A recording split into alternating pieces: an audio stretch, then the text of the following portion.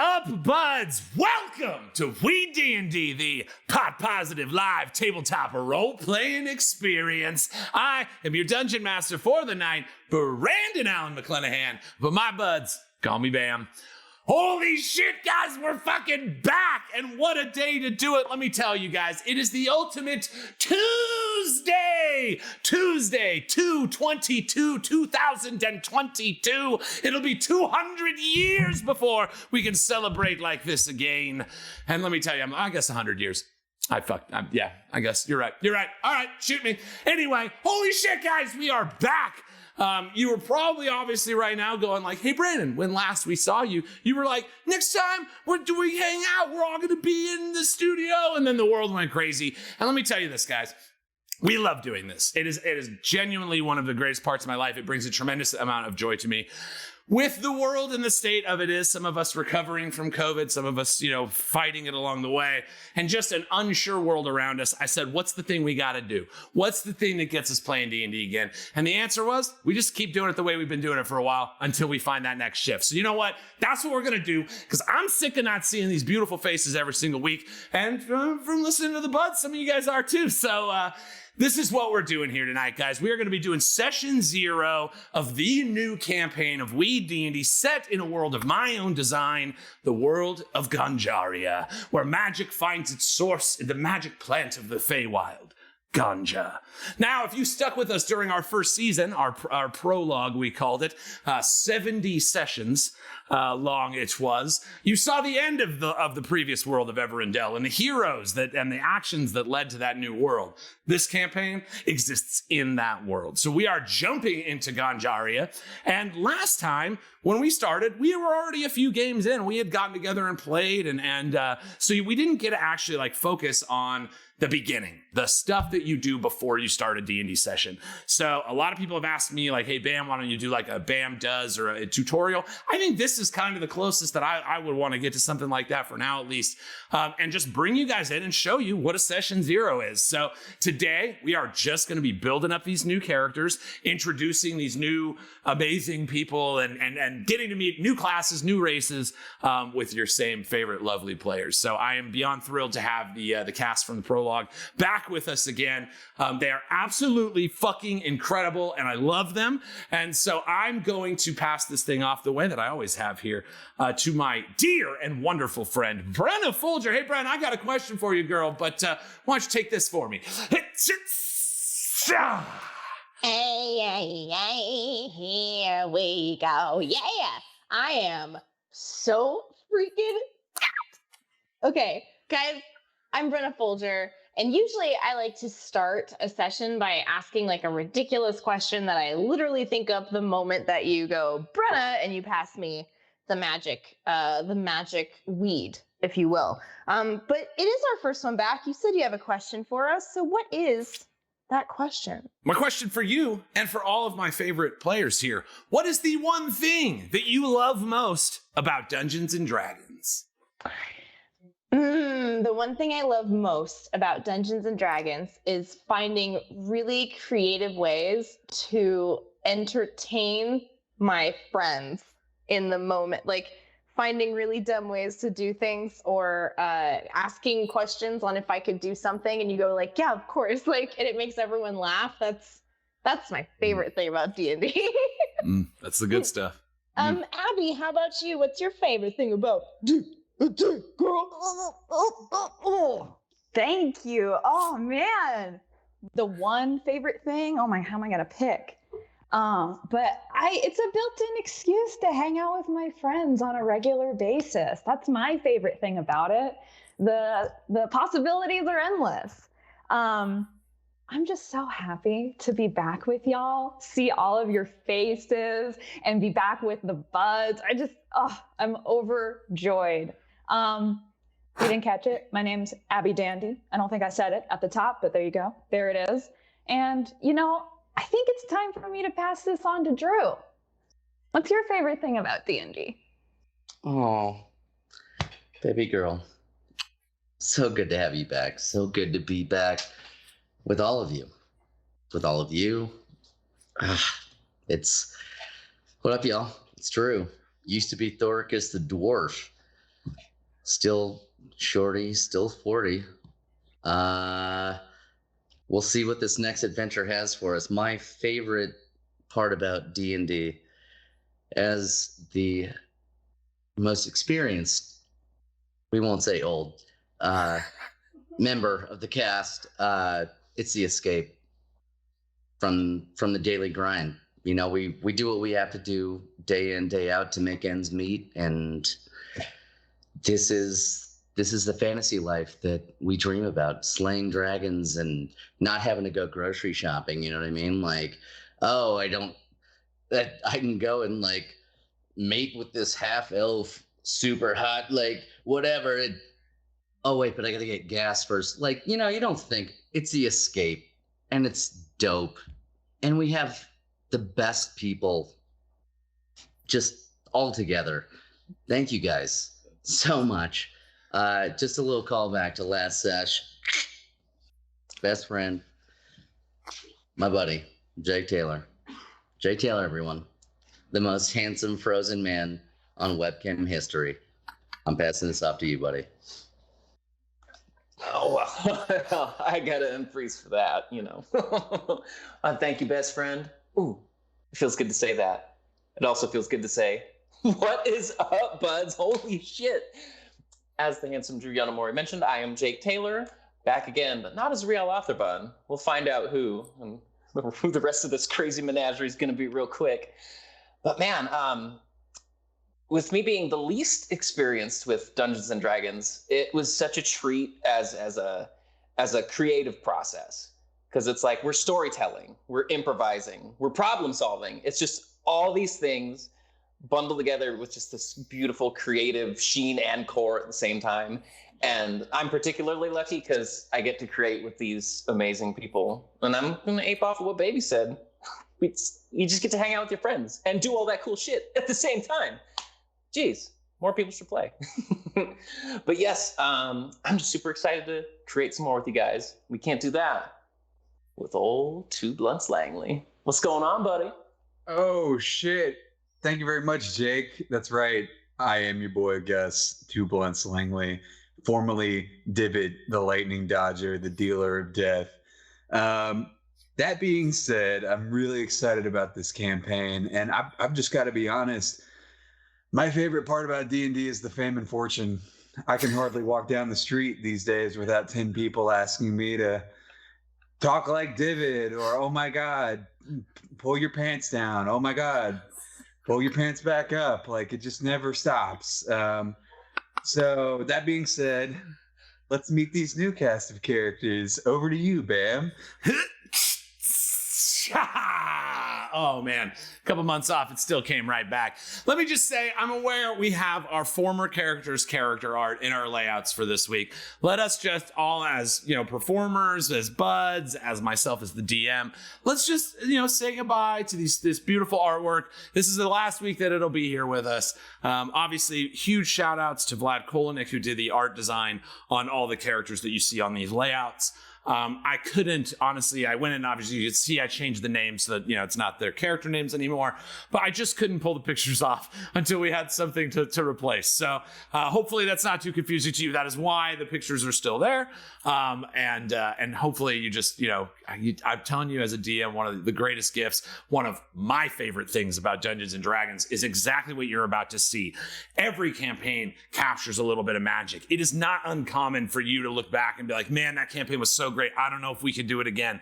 Here's the fucking magic of this game. You can, and it will. And my favorite thing to look forward to is how this new group of characters, these new intentions and new figures to explore their way through the world and chasing their own ambitions and what they want, how those people will come together and what that group will look like and how they tackle the darknesses beyond. So that is my favorite thing about D&D, is that it is not a bottled piece of lightning in a jar. It's not the only time. It's not that one game. Granted, there will always be that one game in your heart. Don't get me wrong. But this is such an important part of this game for everybody. It is the next characters that you make. The ability to tell a completely new story with brand new characters, with the same human beings in the same format and having the same fun, but we actually get to see it through the eyes of some new characters. And hopefully you guys, the buds that have been with us for a while, can see, you know, what the diverse style of play comes out of that. It is very much about who you play with, and I am lucky that I get to play with 5 of my favorite human beings in the entire world. Those 5 people and myself have a little ritual that we like to do around here. Now, maybe you done heard about it. Maybe you haven't done heard about it. I don't know why I said it like that.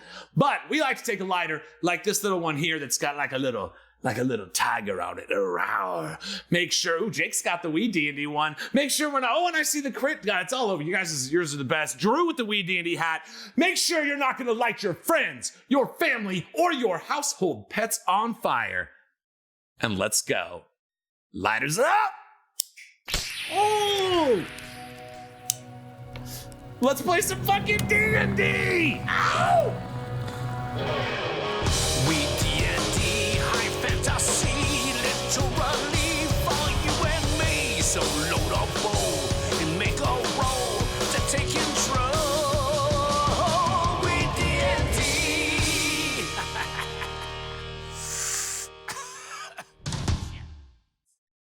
Oh my God, it feels so good to be back.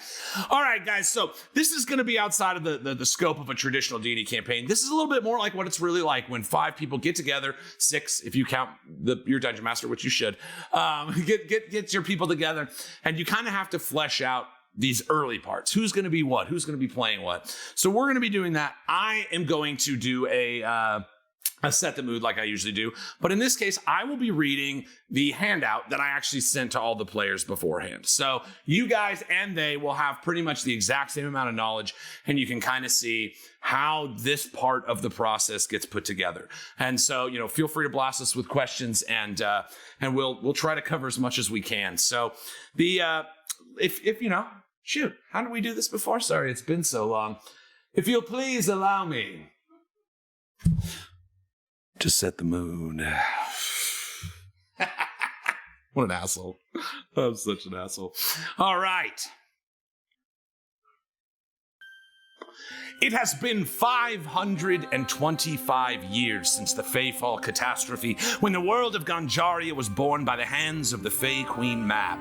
In the time since, the world has changed many times over, as the turbulent magic at the core of its creation still fluctuates beyond even the control of the Queen of Ice and Shadow.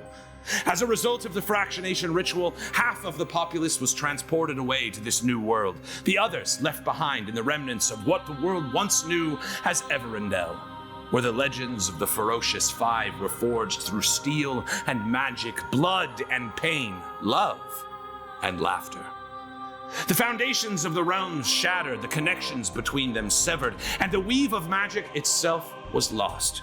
Only within the Feywild plant GANJA was the essence of magic retained, and so Mab controlled the remaining races to serve her interests in this world born anew by keeping the magical powers to herself. But as the southern shadow grew to the south and began to spread, the queen gifted a master plant to each of the 5 kingdoms, granting the power of magic once more to the races she had sought to destroy. All eyes fell upon the Fellsworn kingdom and their armies to fight away the creeping darkness. But rumors of the kingdom's destruction have made it to all but the innocent Spring Kingdom, Sati'van. And it is here that our tale begins. Sati'van exists as a paradise, where the needs of all of its citizens are met so wholeheartedly that they seek not the adventures of the heroes of legends. It is a place of bumbling, whimsical fantasy, with magic ever present but never over-dominating. In place of a constant struggle for survival, the paths are followed instead, each path dedicated wholly to its pursuits.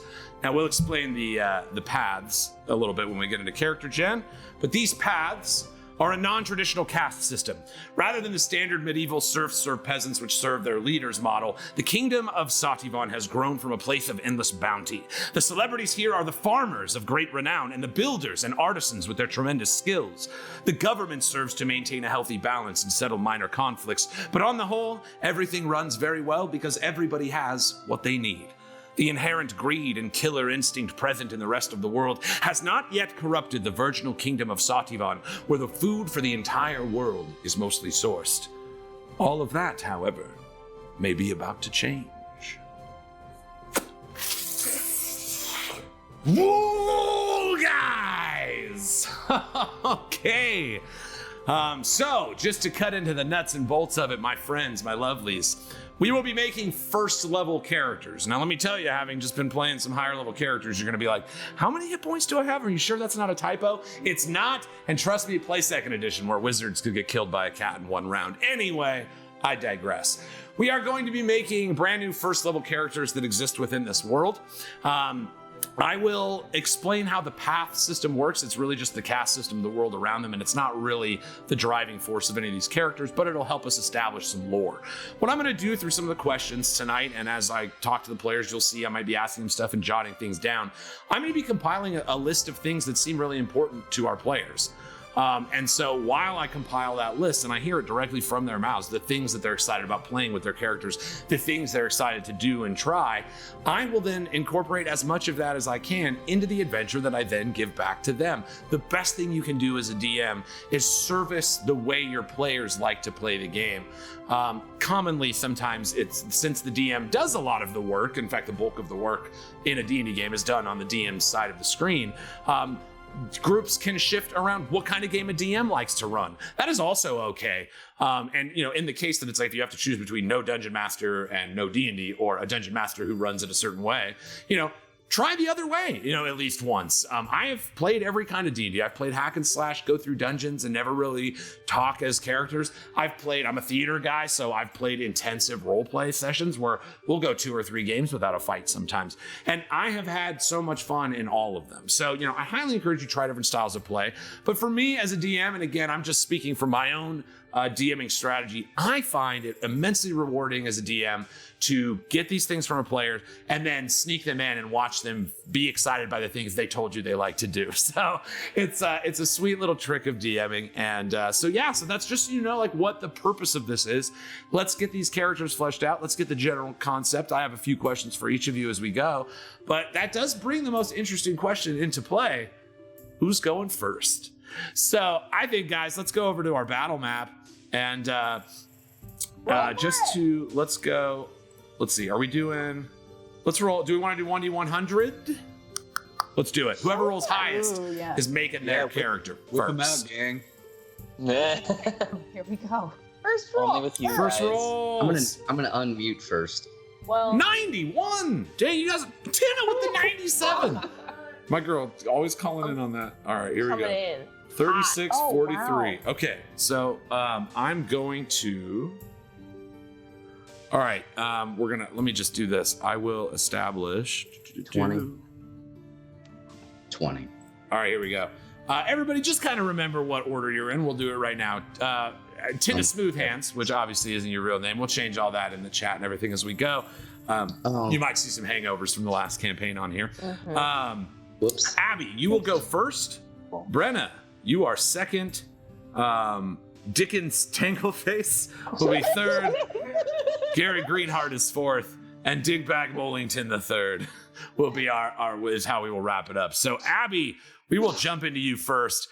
Just so you guys know how we're going to be structuring this, we are using Roll20 still. I have looked into some of the other options and we may be shifting down the line. But for now, again, we just want to fucking get back to playing.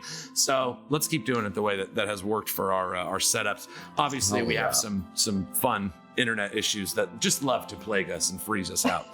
So what we're going to do is while we're making characters, I will be building them on D&D Beyond. I know D&D Beyond it's kind of polarizing. Some people hate it, some people love it. I find it to be a fantastic resource. Yes, you are buying digital copies of books that you may already have physical copies of, but it does make things, for the DM especially, things like building characters together much easier. They will be building their characters on Roll22, so some of our conversation might be about that. But what I'm going to do, I'm going to kind of lead we'll go through as it is done on the D&D Beyond website to make these characters out. So Tina, go ahead and tell me what you know about what character you want to play. yeah. Well, I know that I wanted to play a tiefling for sure. Nice. I don't have a name for her yet, but she's a tiefling sorcerer. And yeah, she's an artisan. She works with the earth, collecting jewels and making jewelry for the local population of Sati'van. Awesome. Okay, perfect. So let's jump here. Let me, I'm just going to update this real quick. You're going tiefling. Tieflings are, they basically have infernal bloodline. You know, it's something occurred down the line, either a curse upon your family's bloodline, or just a particular powerful demonic presence from its inception. And so, yeah, so you're not like a Cambion, which is like a half demon or half devil. It's actually more just like there's some like infernal taint in your bloodline. I just said taint because we always have to say taint. So we're gonna go Actual boom, tiefling. I can tiefling. attest that it's pretty cool. Oh, nice. All right, sweet. So Tina, one thing that goes with that. Let me actually, can I change her name? No, I'll change it at the end. I'm sorry. I know that we're just gonna go by the order of these things. So tieflings, Tina, again, they.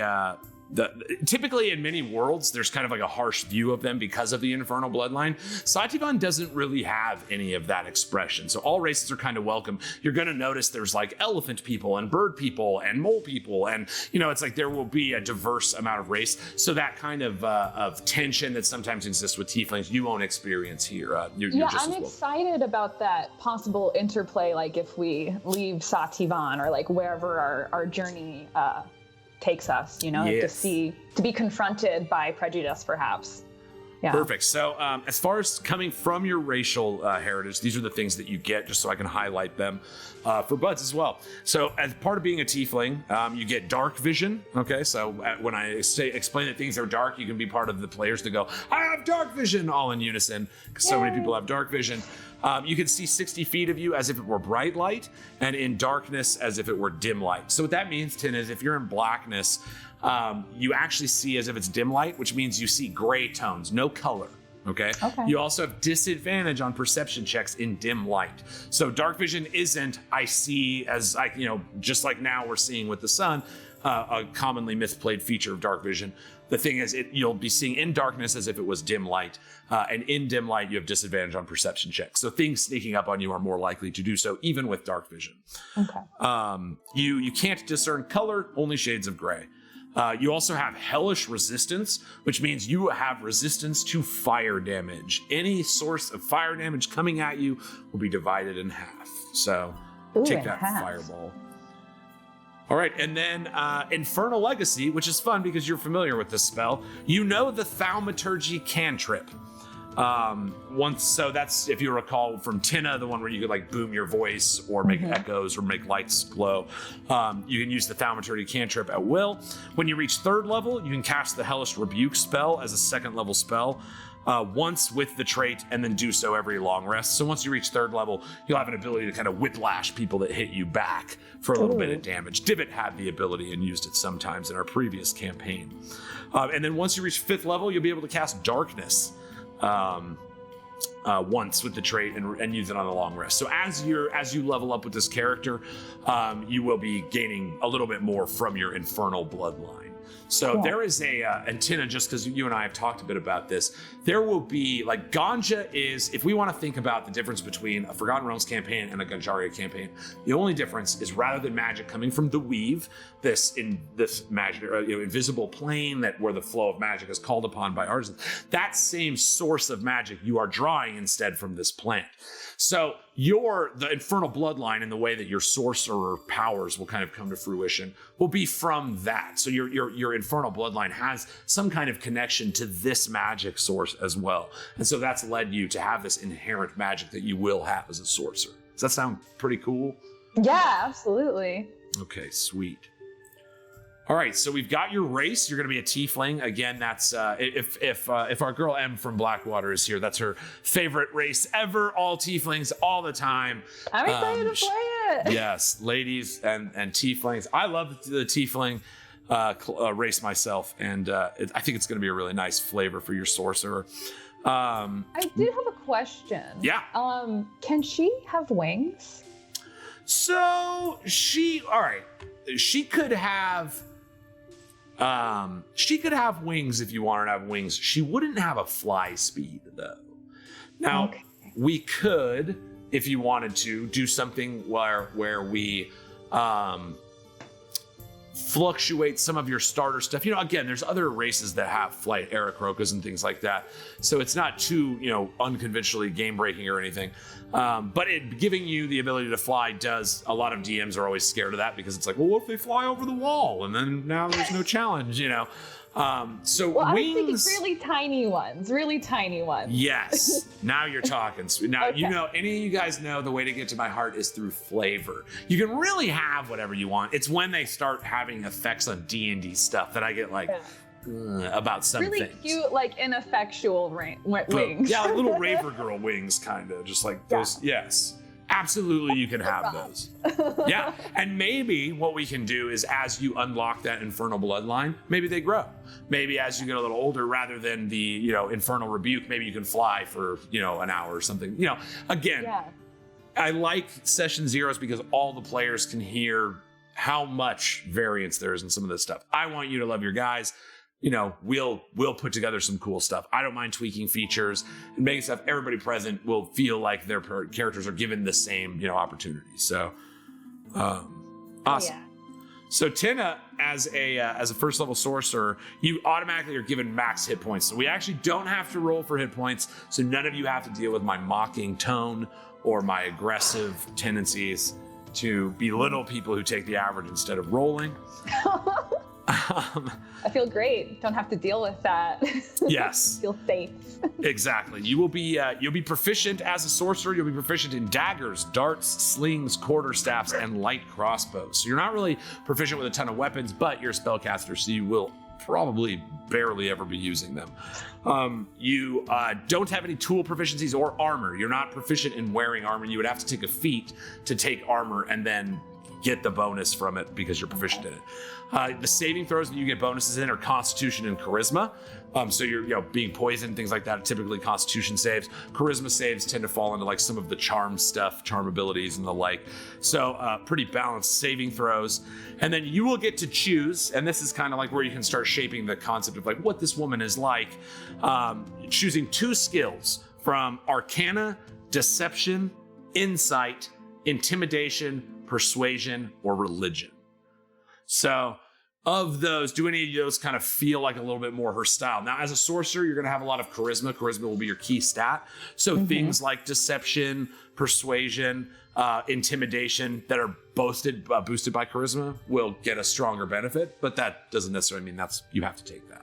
Yeah, I like Persuasion. Can you say them all one more time? Yes, one more time. Arcana, Deception, Insight, Intimidation, Persuasion, and Religion. Persuasion and Insight. Okay.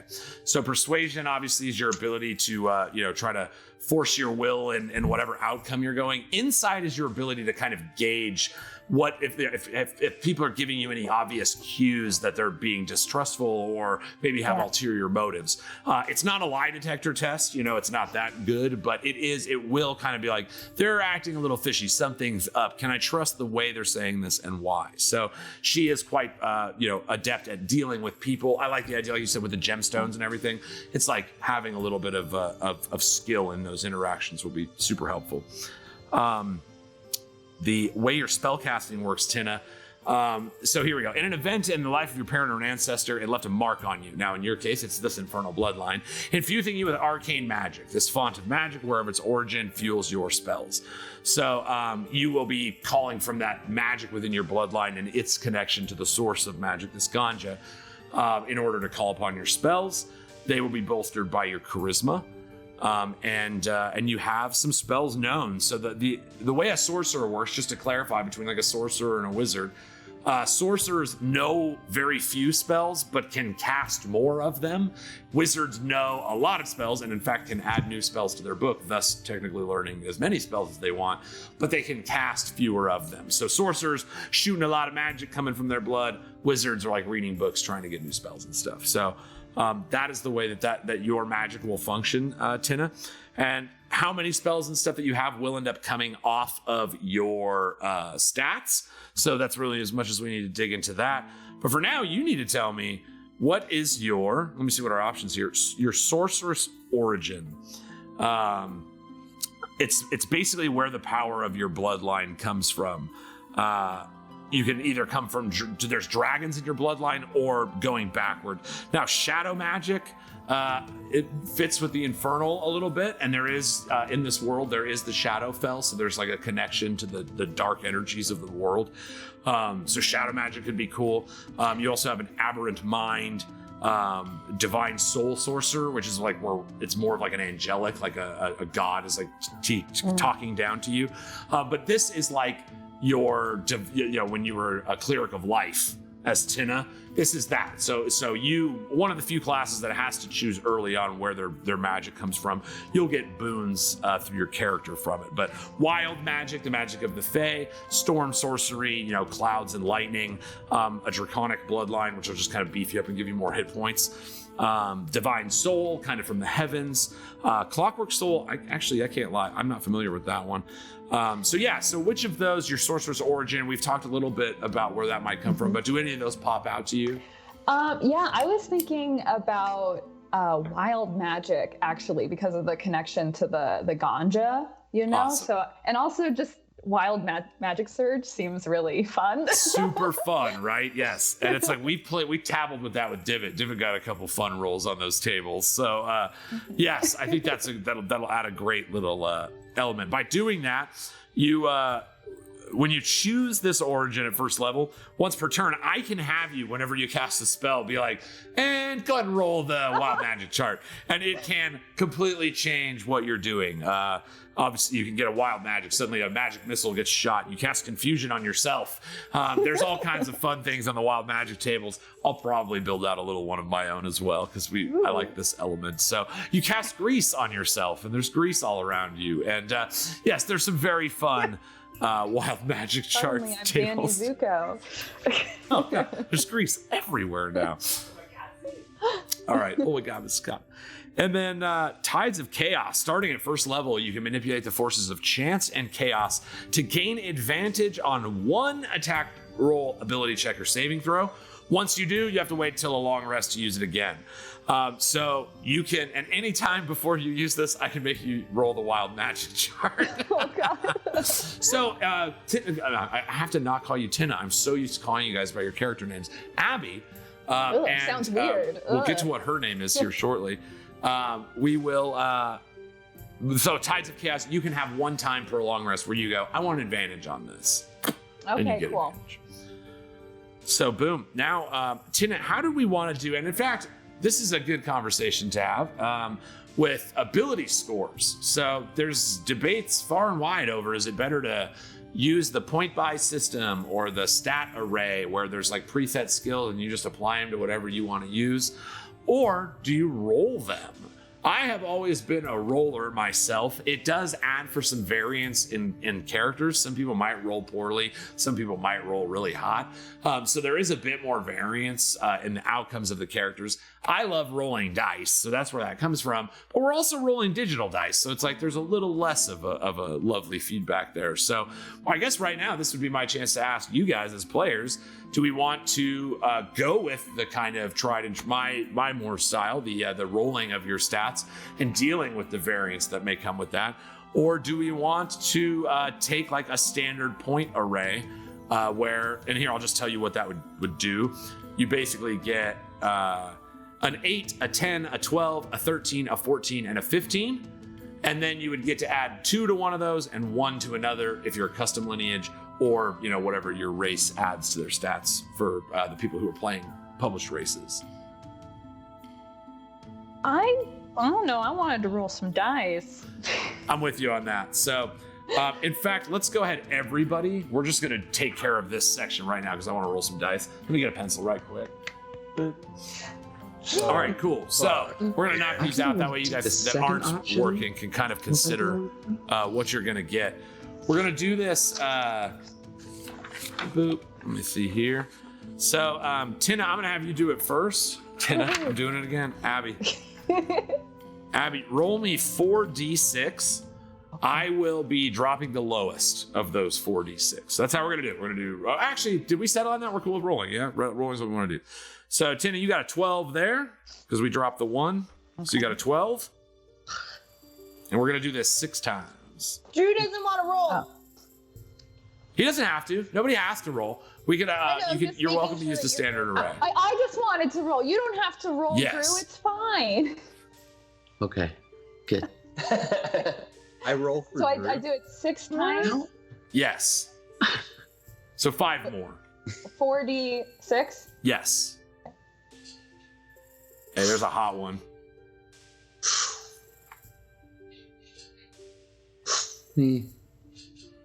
Not bad.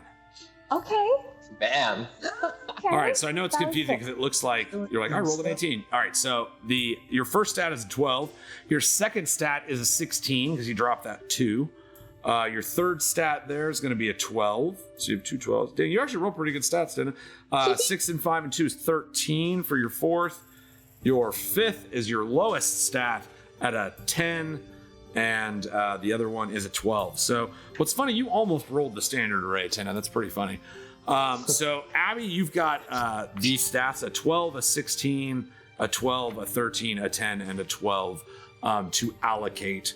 I will put those in here. I'm not gonna dictate too strongly on you guys making this final decision now. You know, if you want to like kind of settle on this. Again, we're gonna take after we do this session 0. Next week, I'm going to show you kind of, it's going to be live with me and Nicole in studio, kind of a behind the greens on how we then take what happened here today and how you make your first game after a session 0. So, and then the following week, we will kick off the campaign proper. It'll give me a little time to make all the magic work correctly. So, sweet. So Abby, I'm just going to put it here. 12, 16, 12, 13, 10, 12. That's your stats to allocate as you want into whatever the abilities that you want there. So again, you have strength, dexterity, constitution, intelligence, wisdom, and charisma. As a sorcerer, your charisma is your spellcasting stat. So a lot of your abilities will function off of your charisma. And then just a little tip from somebody who's played quite a few sorcerers and charisma cast. Constitution's pretty good because it's going to give you some extra hit points. And dexterity is also nice because it's going to give you a little higher armor class since you're not able to wear armor. Okay. Can I put them in now? You absolutely can put them in now. Yeah. Yeah, just let me know which ones you want to do. Yeah, I definitely want to do the 13 for charisma. Okay. Oh, you have a 16. Your 16 is the highest. Oh, hey, let's do that. Okay. Let's do that. All right. And then I'll do the 13 for dexterity. Okay, that's going to give you a +1 modifier. So that charisma, you'll get a +3 to all charisma-based things by having a 16. Okay. So we've got sweet. We've got the dexterity 13. Your next highest stat's going to be you have 3 12s to allocate. All of those are +1s. That's pretty cool. I think I'm going to do intelligence and constitution and strength. Okay, and then which means your wisdom will be your lowest stat with a 10, which isn't even a negative, it's just a +0. So, Okay. boom. Okay. Awesome. Let me just see here. I believe you get racial bonuses, but I'm not sure. Yes, you get +2 to your charisma and +1 to your intelligence. So you will you'll actually have an 18 charisma and a 13 intelligence, a 13 dex, a 12 strength, 12 con, 10 wisdom. I'll be making all these characters available on D&D Beyond. We'll have the D&D Beyond overlay during the show. So if you ever want to look at our character sheets, we'll have them. I'm just making them right now. So I can't have them now while we make them. So don't worry, all this stuff you'll be able to see in D&D Beyond while we're doing the show with the D&D Beyond extension that we run during the game. So sweet, Tina, that's there. And Tina, the most, I wish they would have this earlier in it, but Tina, what's your name?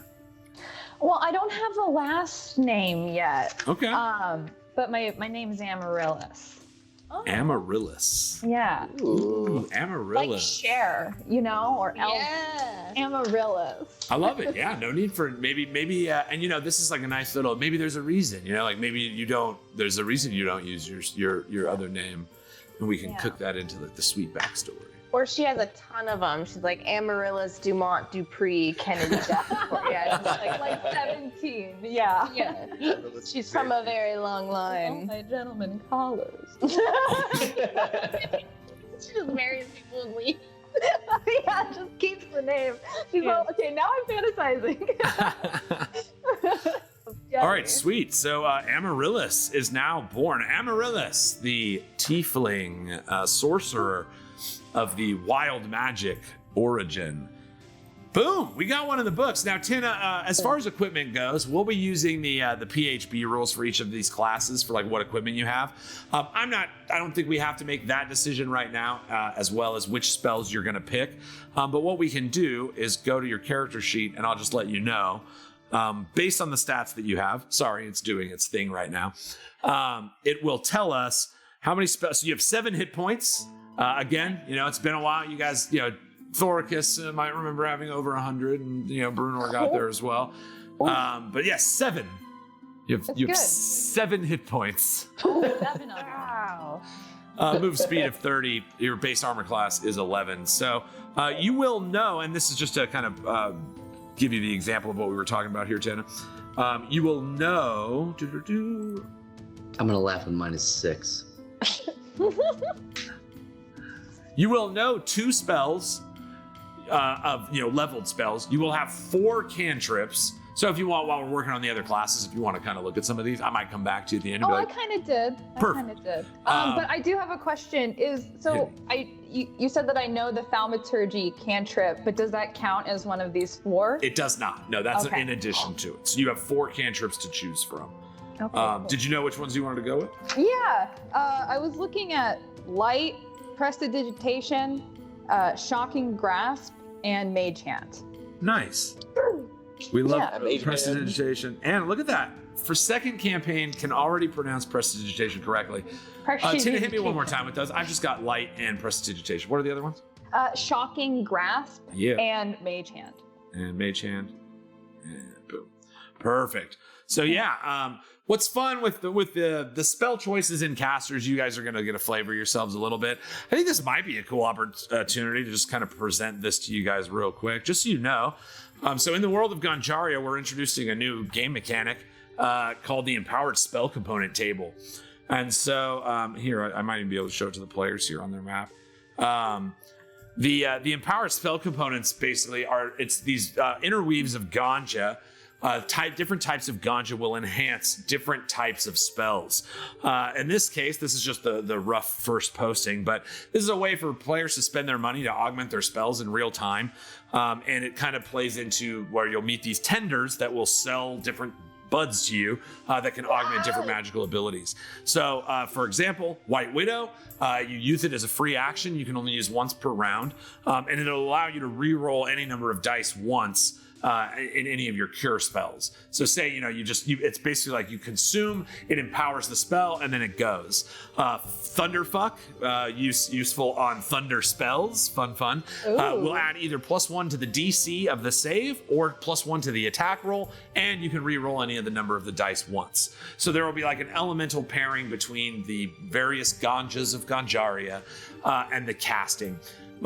This table it's a little bit of like, I don't think players have enough stuff to spend money on, but also it comes out of the idea that a fighter drinks potion of giant strength, does fighter stuff better. Caster, their magic items typically give them like more spell slots, or it doesn't have the same kind of functionality. I'm hoping that this will be a fun way that we can incorporate a little bit of the magical GANJA into gameplay, offering a little bit of effect for some gold. Each of those is about 50 gold, except the healing spells one is 100, and bring some of that sweet GANJA into our magic system. So I'll go over that a little bit more when I outline the campaign. When we actually begin the campaign proper, you'll see how that'll function in real time. But that is one of my design table ideas that we've added to the game. So Tina, when you're talking about kind of that interaction with magic and then adding wild magic to some of that as well, I'm imagining we're going to see some pretty fun stuff. So Dude, there you it's go. so Mini cool. lighters That's up there. So cool. Hell yeah. It's so cool, Bam. I'm so excited. Yeah. Oh man. Now wild magic add into this. So here we go. There's the golden rolling plains of Sati'van, guided by this ever-burning glorious light of the Green Lady, the revered Tina Smoothhands, goddess of the Spring Kingdom. That's right, folks. So in this place, you see a random door of a random bar open, and in walks Amaryllis, the tiefling sorceress, sitting at a table. And we shift up. Who's next?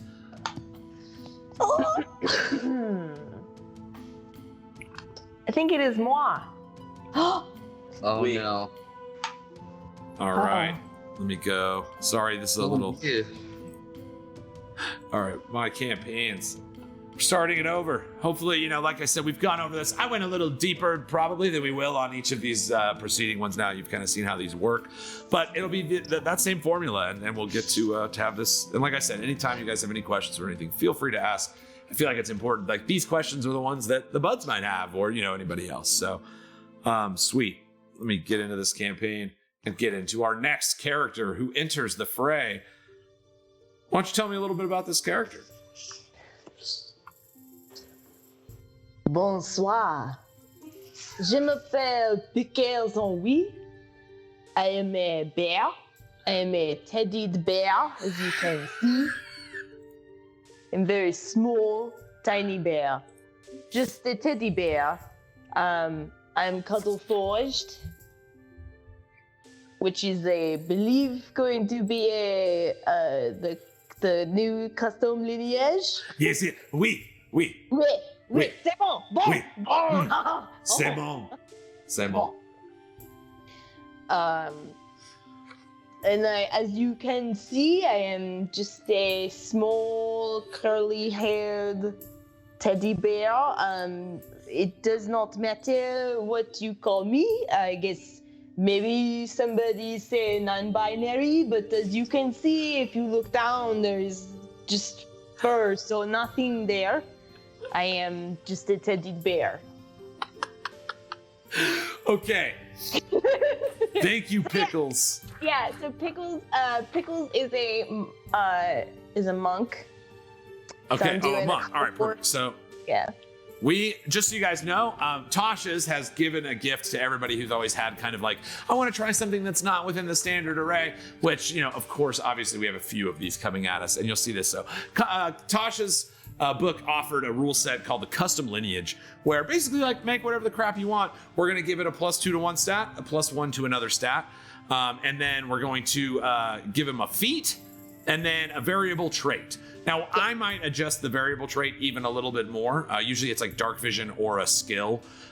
In this case, if you want to do something a little bit more related to your strange and peculiar backgrounds, I'm down. So, Brenna, we're going to just kind of do this one at a time here. So you're a monk. A monk, very much martial arts master. I love the idea of this small teddy bear. And you can be small. I know you and I had discussed this a little bit. And so I just wanted you to know, you can be small in size. So that is an option. Cool. We'll do that.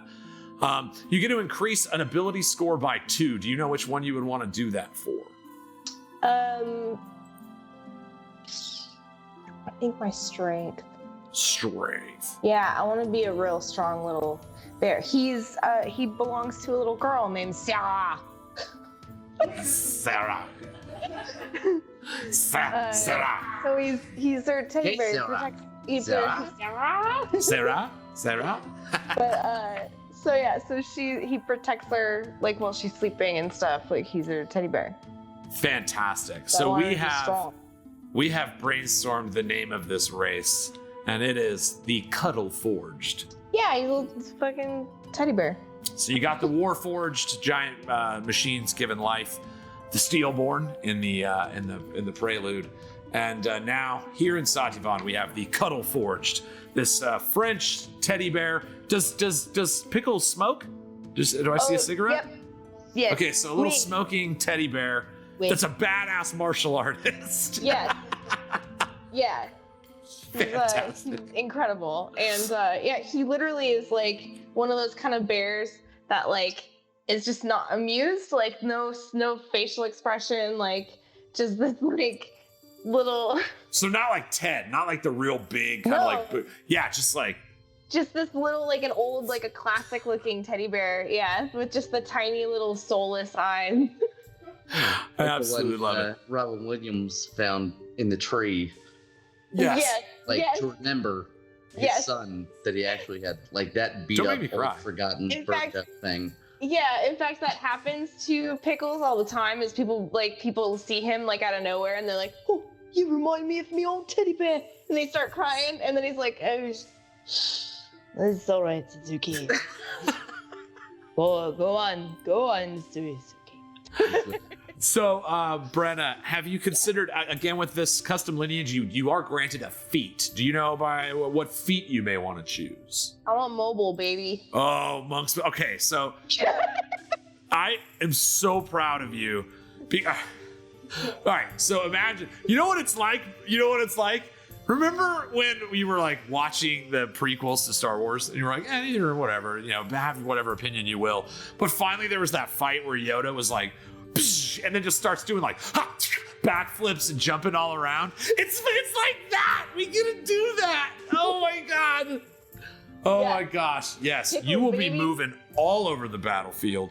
Do you have what mobile does on you, or do you want me to read it? It would take me 2 seconds. I'm just gonna. Okay. Mobile. You are exceptionally speedy and agile. You gain the following benefits. Your speed increases by 10 feet. Ow! When you use the dash action, difficult terrain doesn't cost extra movement on that turn. Ow, ow! And when you make a melee attack against a creature, which I'm gonna be doing a fucking lot, you don't provoke opportunity attacks from that creature for the rest of the turn, whether you hit or not. You'd be like, Oh. "Psha!" and then just back away smoking. Yeah, it's just pretty much. And I'm gonna see how many different ways I can have him smoke a cigarette, just in the dumbest, like. I look forward to it. I look do forward not to care. Like. All right, so we also have, so here's your variable trait. Either you can have dark vision, which trust me, dark vision is dope. It does help to have if you don't want to deal with the weirdness of light. Now, I'll be real, as a DM, I may not be the most like, it's dim light and it's bright light. It's such a good thing. The game is very well designed. I suck at it. So not having dark vision might not be the end of the world because I don't necessarily. I like a lot of green magic fire in places. So, it's usually illuminated with like some magical fire. Again, that's just me being real with you. Now, you also have the option to take a proficiency in a skill. Or, like I said, we can, talk about what maybe the Cuddle Forged itself might have that other, we would want to compare it to roughly racial bonuses from other races. So nothing too obscene, but something that might fit in that range. Yeah, so like dark vision for me was also easy to think about because he protects the little girls, so obviously he needs to be able to see at night. But I was wondering, I guess I was like thinking of what if dark vision is part of the Cuddle Forge because they're toys built for, like they're toys, like, so I'm just putting that out there as like something I was thinking as a trait that Cuddle Forges have. So I kind of think just to be, because they actually call it a variable trait. That's kind of what this is. It's like, Okay, it's cool. the idea of like, well, things have traits. So it's giving it, that's a great reason for why. So and done, obviously that would be canon and Cuddle Forged. Cool. Is that, it's like they have dark vision because they're like protectors of child spirits at night. I love that for a lore reason. That's brilliant. Cool. And I'm going to pretend I made it up when I talk to other people about it. Fuck yeah. I'm here for it. Yeah. You're like, yeah, some asshole is playing some teddy bear. My So I had to great come up with idea. Bullshit, yeah. So it sounds like dark vision fits. So I like Yeah. that. So dark vision. And you'll get to choose one language beyond common to be proficient in as well. There's a pretty long list of languages. Is there any specifically, like I can tell you what would be more common in the Sati'van area. Halfling is pretty popular there in the trading network, but you can have anything from devils, demons, we can have a reason for you to know any of these.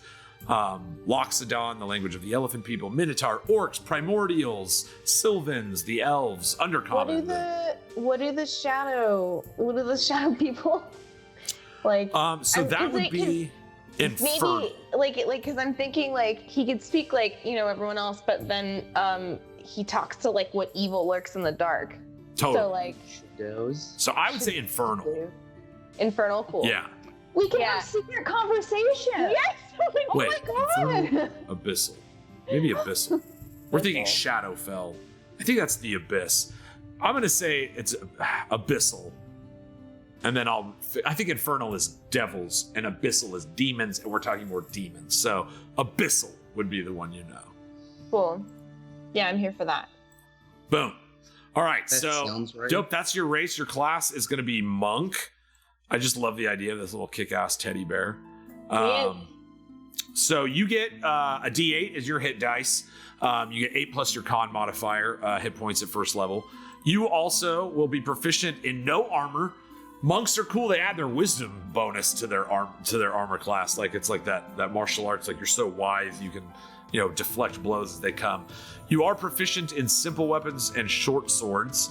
Cool. And you get to choose any artisan tool or musical instrument of your choice. So, which monk skill would you like to be proficient in? Acrobatics, athletics, history, insight, religion, or stealth?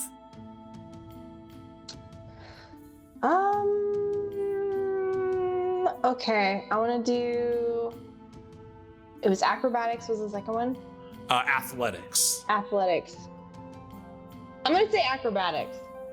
Total. It's like parkour. Like monks. To me, Yeah. all monks are always parkouring. So parkour.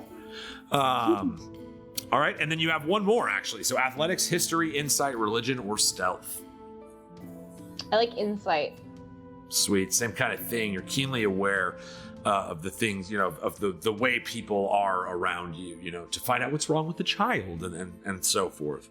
Yeah. And then, do you want an artisan's tool or a musical instrument? I was trying to think of that. Like, what would he have? First, the tool. I was trying to think of like what. Because I was looking at the tools and thinking of him like having a little set that he uses to like roll his cigarettes. Like he's got like a roll up. You know what I'm saying? Like Yes, what that yes. would be. Let's see Or- here. Or yeah, I'm down for an instrument too. Like something really stupid is always really fun. There are some pretty great ones on here. Bagpipes, little tiny bagpipes. Every time. A dulcimer. Oh my god. Painter's supply, a pan flute, quite popular. Pan flute is pretty fun. War gong. Oh my god. Is there a tambourine? Yeah, there's not, but there can be. We'll just use the tan and call it a tambourine. You want to have a little tiny teddy bear tambourine? Yeah, I think that's what it is. I think I have a little tambourine. Yep. I love it. So as mentioned before, Brenna, and again, monks are, of all classes, maybe the most multi-stat dependent class. Like a few different stats help them. But for you, right at first level, when you're wearing no armor and not using a shield, your AC equals 10 plus your dex modifier, like most people, plus your wisdom modifier. That's like exclusively a monk thing. You also know martial arts. So you're a little badass. You can use your dex instead of your strength for attack and damage. So if you would rather, earlier we put it into strength. If you'd rather move it to dex, you can. You don't have to. You can be a strong monk rather than a dexterous one as well. Mm-hmm. So you can use dex instead of strength if you want for your attacks. And you can roll a d4 in place of the normal damage for an unarmed strike or a monk weapon. And that'll go up. So like as you get a higher level in monk, your punches and kicks will start doing more damage than weapons. It's pretty sweet. Just emotionless.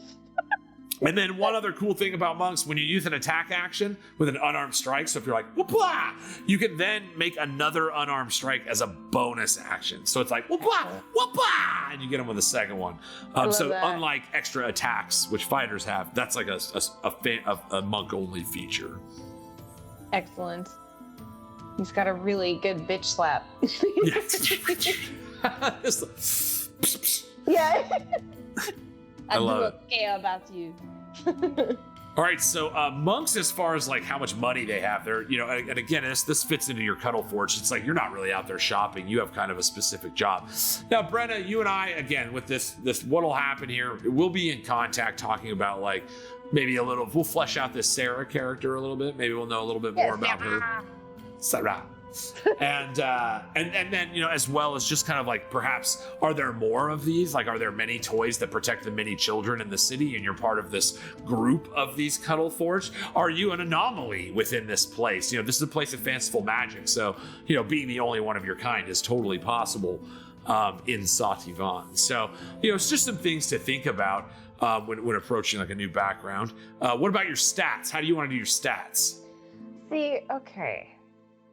I mean, I roll pretty doo-doo garbage sometimes. Like, I'm real nervous. I want to roll because, like, the spice of life, right? But, like, I'm really fucking scared because I roll so badly. I have to ask.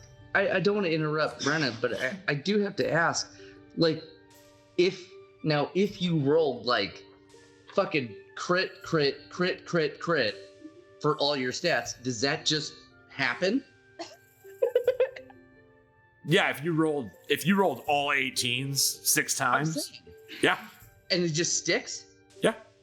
Oh, so it's worth it to risk it for the biscuit. But I what guess if, you know, you so. could also roll a bunch of 7s. Okay, but I'm just saying. But if it happens, Statistically, it's on your side because I give you 46 drop the lowest. So it's even better than the average more often than not because of that. Now, have I rolled 3 1s and a 2 before? Yes. Far more often than I've rolled 3 6s. But yeah, no, if you roll, you can get super hot rolls or you can get some butt rolls, both of which are fun. You know what? Sure. I'm a teddy bear. Let's do this. So what is it again? 4d6, and it's 6 times.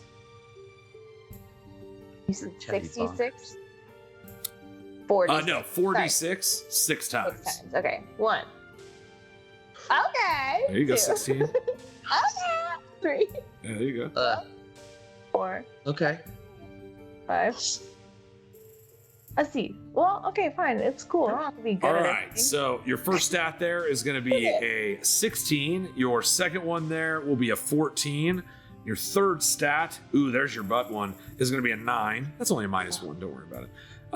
And then you've got a 11 and 5 and 6, a 15. Another nice one. And then a 10. So, Brenna, your stats are a 16, a 15, a 14, an 11, a 10, and a 9. So I will just, again, I like to help you guys with it. I've made a lot of these characters. I've played a ton of D&D. Yeah. A pretty common thing to do with Monk, and it does fit your character, is like, so you can use Dex instead of Strength for most of the things, and you're a teddy bear. So it might make sense that you're not super strong and take that, you know, your penalty, your -1 in strength on your, you know, your physical stuff, but your acrobatics would still be based off dexterity, your attacks would be based off dex. So that's a good way to kind of take like a 9, which will give you a -1, and put it into a stat that's really not going to mess up your build at all. But some people call that power gaming. So, you know, I'm just letting you know that's how I would address it. I would be like, okay, well, with a bad stat like that, you know, probably just be low strength, you know, and then shift it, or however you want the character to play out. But that was just the only thing I wanted to mention to you. No, I think you're right. That's kind of what I was thinking too. I wanted to make sure that I'm dexterous and that I'm wise as well. But so yeah, I think you kind of were going along the same lines that I was thinking. Cool. That like it's okay if I'm not super strong. We have a paladin. We have like incredible other people around. So I just need to get in there.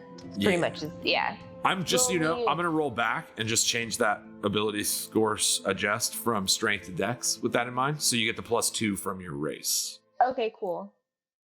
I'm just so curious who a teddy bear would need to like kung fu the shit out of. The creatures of nightmares. I'm so excited about this. Like, I want to find that out. Yes. Yeah, careful. It might be me. I need to know. Yeah, you're going to get me in trouble with this teddy bear. He's the bear. He is just the bear. All right, Brenna. So do you want to allocate your stats now, or do you want a little time to think about it? Let's do it right now. Okay. Sorry. No, okay. it's good. So, yeah, I'm gonna go high on my dex. 16. I'm cool with Which turns into an 18. Okay. So 18. Shablam. Entering these things so I don't forget. I think I want to do. So I went minus on a couple of these. The 14? Should I do... I would say Dex, Wisdom, and Con are probably your 3 primary stats. Okay, so, and I have a 14 and a 15, right? Yes. Okay, so I'll do 14 on my Constitution. Okay. And 15 on your Wisdom. Yeah. Cool. And then when you do get to your level up or your, ability, you can always just add that +1. Yeah. When you get to level 4. That's what I was getting into. And then, so are you going to drop that 9 in strength? Yeah, let's do it. Cool. Let's do it. Sorry, and then you have an 11 and a 10, which are both +0. So it just depends on if you want to be a little bit more intelligent or a little more charismatic. I'll be a little more intelligent. All right, so boom. With your racial modifiers, you have a 9 strength and 18 dex, 14 con, 11 intelligence, 15 wisdom, and a 10 charisma. Boom. And then here we go. And it's Pickles. I'm sorry, I didn't catch your last name, Pickles. What was it? Pickles Ennui. On like Ennui, on Ennui. Pickles Ennui. The Cuddle Forged. The Cuddle Forged Monk. Oui. Amaryllis, as you sit in this strange dusky bar, you see the double swinging cowboy style doors don't open, but you see the shadow of a small teddy bear just walking in right underneath the double doors. Doesn't even have to open them, but you see Pickles, stepping into the establishment, cigarette in tow, and we have Pickles, the Cuddle Forged Monk, complete. All right. I'm going to check the pace. Do we need a quick bathroom break and then bust out these last 3 characters? Or do we want to do one more character before we take a break? What do you guys think? I'm feeling good. How do you feel, boys? If I'm we're rocking gonna take and a break, rolling. I'd love to go ahead and do it. We got some Yeah. dope art, as always, to show off, so hey. That's true. We do have the art. You know what? Because we are probably going to be adding a new intermission. I personally, maybe I asked because I had to pee. I'm sorry, guys. I'm the one that's guilty. So let's do this, guys. We're going to take a break. When we do come back, we will be finishing with 3 more characters. So far, we have a teddy bear monk and a tiefling wild magic sorceress. The ladies have brought. I'm telling you guys. You're not ready for how freaking great this party is going to be. I can't freaking wait. We will be back. Let's go ahead, guys. Let's call it a break here. We will be back in 10 minutes. Let's do 10. 10 minutes. We'll run the old intermission. This will be our farewell to this art sequences. I'm sure a lot of this stuff will still be in the new intermission. It's so beautiful. But, we'll reformat it a little bit. Some new music and stuff from the incredible Sandy Stein. Art by the amazing Vlad Kolonik, Sean Gilchrist, all the incredible artists that submit. Please get yourself some water. Make sure you're drinking water at home. Don't forget to hydrate. Crit sip, my friends. Crit sip. And we will be back to finish making our group of characters for Chapter 1 of the world of Ganjaria. Ladders up before we go. Oh yeah, let's ladders up. Let's take it out. Ladders up. Slide. Why not? We ain't rolling d20s. Why not? Light. We'll light us up on the way out. And I'll Lighters see you up. with one on the way. Lighters. Lighters up. You. Household pets. Lighters up. Wait, so we're doing? Wait, we're not. You guys wanted to do it? Light it. Oh, I thought we were. Drew, Drew's doing it, guys. Jake? Oh yes, lighters up. Oh, heck yeah. Oh, yeah. Right, lighters up. Lighters up. Ladies up.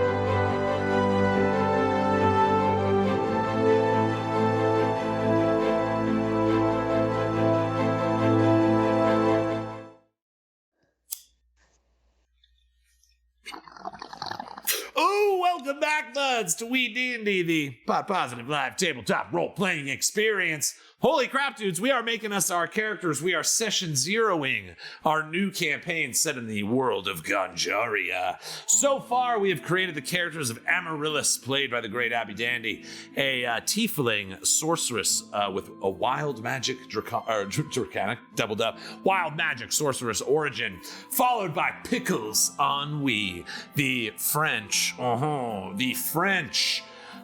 I guess it's not French. That's just the voice that you have because France isn't leaving a place. Yeah, it's just how you talk. There is no France. I've never heard of it. There is no France. So no France. Pickles, Ennui, the cuddle-forged monk, played by the wonderful Brenna. Folger.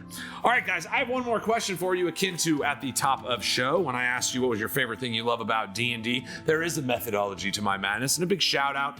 Our friends Level 1 Geek actually had a pretty nice outline of Session Zero, and I thought this question was good because it really will help me as a dungeon master build the campaign that you would like to play the most.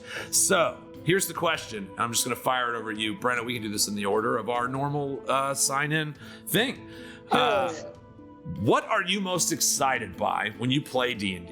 Is it combat, exploration, puzzles, or roleplay? Girl, I love the exploration and the roleplay. Combat's also fun, but I like the exploration. All right, exploration. Why you, Abby? Oh, that's a hard one. But, I have to say role play because I just love immersing myself into the world that we create together and then doing all of those other things. Yeah. So role play. Yeah. I guess that's going to me if we're in order. Yeah. Right. Yeah. Sorry. Well, obviously, battle is what stimulates me most. However, what you're about to find out is I'm branching out. Good old cranky Papa Thoricus is gonna put more responsibility on his plate. He'll probably just be more grumpy. But gonna be a spellcaster this time, so yeah, battle is probably not gonna be as high up on my food chain as it normally is. You could be a spellcaster and like battle. There's nothing wrong. Again, there's no wrong answer here. Yeah, I mean, I know that, but I do love the battle of it. But actually, what I'm kind of weak at as one of the more veteran players here is the puzzle solving aspect, the dungeon aspect of Dungeons and Dragons. So that's one thing that I would like to, I guess, see more of. Was that the question? The question is, what did I say? What are you most excited by? So yeah, puzzles. Awesome. Monsieur, Jake, t'es là? Perfect. A little more there. I was really spoiled because the last campaign was my first campaign, and it was such a hearty balance of everything where I had fun doing all of it. I got especially spoiled just with you guys, like the role play and us conducting the story as it goes based off of what you have for us, Bam. It was just beautiful. It was so much fun. Never really fucked with puzzles though. We didn't do too much of that either because we didn't have like traditional dungeons. So I'm curious about that, but I think the role play is just warms the cockles of my heart. Little puzzle play. What about you, old Two Blunts? Yeah, to quote Lou Bega, my favorite part of Dungeons and Dragons is the combat. All right, awesome. Thank you guys. Again, it just kind of helps. Again, as a DM, we so often forget to ask just that question, and we just assume that the style of game that people are looking for is the one that we always think of in our mind. And so that all goes into the sauce. That gets stirred into the secret sauce.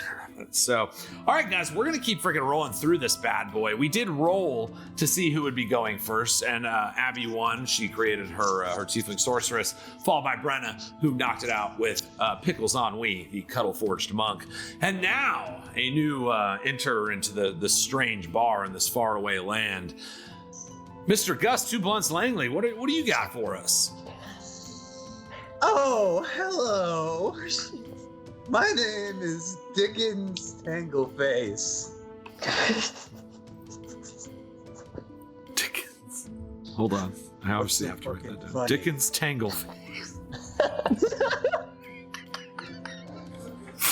Oh, you really gotta write it down. So if you're watching, write that down and let's see if you don't laugh. Dickens. Okay, Dickens Tangleface. What's your deal? Okay, so I really wanted to challenge myself with the role play. So I came up with this idea that I'm basically like genetically a clown. It's kind of an anomaly. It's like a recessive gene or something. People argue about how it happens. I am a human, but I come from like, a family of like what is sort of badass in this area. It's like a family of kind of like the equivalent of like a bounty hunter or something. But then I popped out and I had like stark white skin, multicolored, like crazy hair, and was instead of wow, I was like,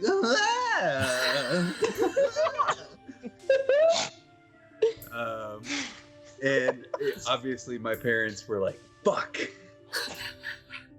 Okay, we've actually talked a couple. I just dropped my lighter. We have talked about a couple different outlooks for this character. We had considered doing similar to what we did with the Cuddle Forged, doing a custom lineage of what's called the Clownkin. Now, based on this origin story, it would sound like this perhaps would be something, perhaps some fake curse or some weird blight upon his family's bloodline or something fun like that, that created this anomaly. Or maybe there could be more and you don't know. And that's a fun thing. Again, as a DM, it's always good to have these little like fun story hooks. Maybe down the line, you're shopping and suddenly you look over and there's a guy who's also a clown. So we have the option though, Gus, of doing a human and doing the class human and just building it out as a traditional human with the flavor that he has clown. Or if we wanted to, and this from what our conversations on this character so far have kind of been, it seems like we want to go a little more than that. So that's where I think Tasha's custom origin, again, kind of comes in handy to be a little flexible to kind of create whatever you want. Little Tasha's right there. Yes, exactly. All right, so custom lineage. We will be the working title was Clownkin. Are you cool with that? Indubitably. All right, so you're gonna get you get to choose your size. Are you a normal medium sized creature? Or are you a little small clown? Okay, so I'm just gonna roll for it.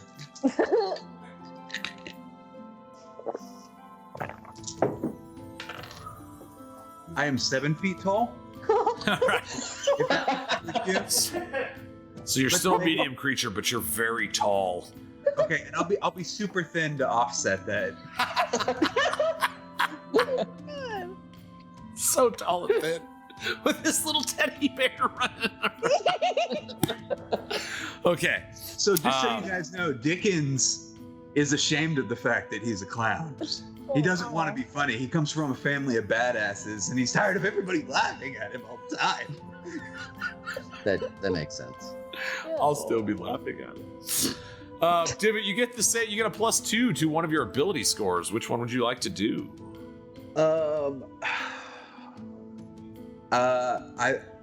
Okay, so I'm gonna play. I don't know if I'm getting ahead of myself, but I'm gonna play as a cleric. Okay. So what would you advise to somebody who's trying to play as a cleric? So cleric's spellcasting ability is their wisdom. So your spells known, not spells known because you're a cleric, so you know all of them. You just pray for them. But your cleric abilities will be functioning off of your wisdom stat. They're not as multi-stat dependent as some of the other classes like monk or paladin per se. Which pretty much need about 3 decent stats to function really well. Clerics, you're pretty much like dope with some good wisdom.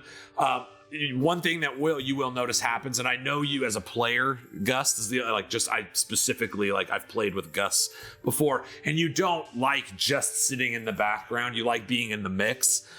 So concentration is a Constitution saving throw. So I would say your second most important stat after wisdom would probably be Constitution, just so you'll get more hit points for one, so you'll be a little more durable, but you'll also be more likely to save those Constitution saving throws and keep your spell effects active for longer. Cool. So I was gonna say the same thing. I'm still seeing him. All right. So, so do you want to do the +2 to your wisdom score? Yes. Okay, cool. Which brings us to your feat. Okay. I kind of had this idea. Is it cool if I ask you like a question? Absolutely. Yeah. Okay, so I'd like to work into this. I don't want like a whole bunch of extra candy for being a clown or anything, but I do think it would be cool because I'm gonna play. I wanted to challenge myself. I'm gonna play it a little bit like a cartoon character. Like he's gonna go from being very like clownish to like, oh no, I'm action hero. Like, You feel lucky?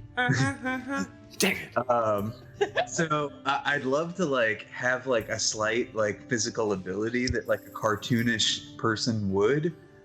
So like the idea of having like rubbery skin in some way or something sounds like a lot of fun.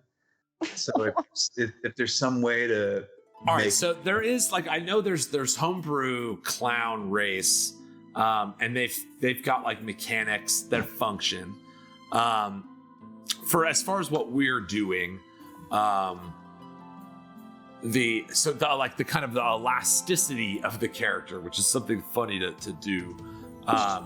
What we could do, so we could have like a little bit of like a Reed Richards Mr. Fantastic thing that you can do. We'll call it maybe for at first. Let's see. Yeah. So we'll have one thing, just kind of an elasticity. Once per long rest, you can double your range, your reach. So for let's say, to make it worth doing,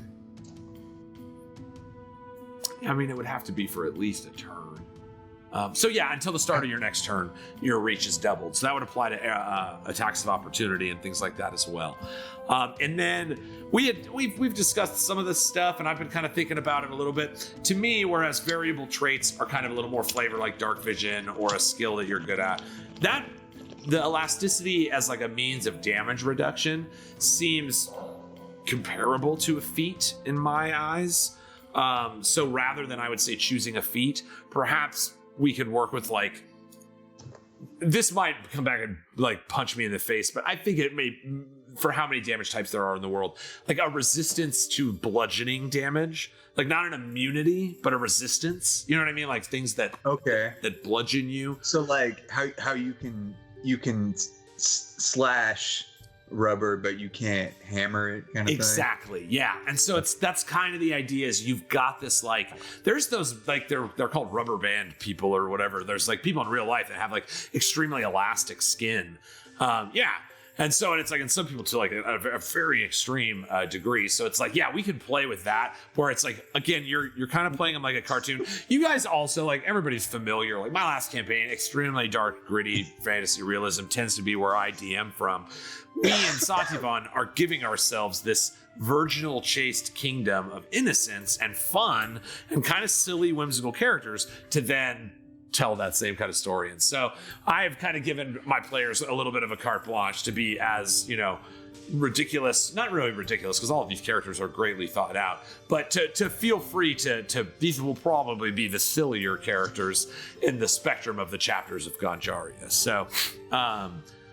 So David, if you're cool with that, for letting us go there, first of all. Yeah. Absolutely. It's been my baby for like 2 years now. It's crazy to think that we're actually gonna be like traversing the world.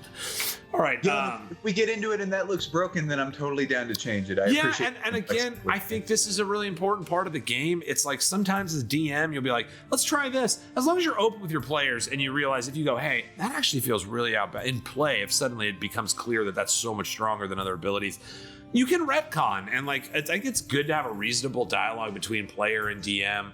If, you know, I feel like, and especially with this group, but maybe not always the case, it's just good to be like, hey, I made a call and I actually think that in practice it ended up a little stronger or sometimes a little weaker than I thought about it first. Let's just change it. Let's adjust it on the fly. And I'm down with that if you are. So let's call it that.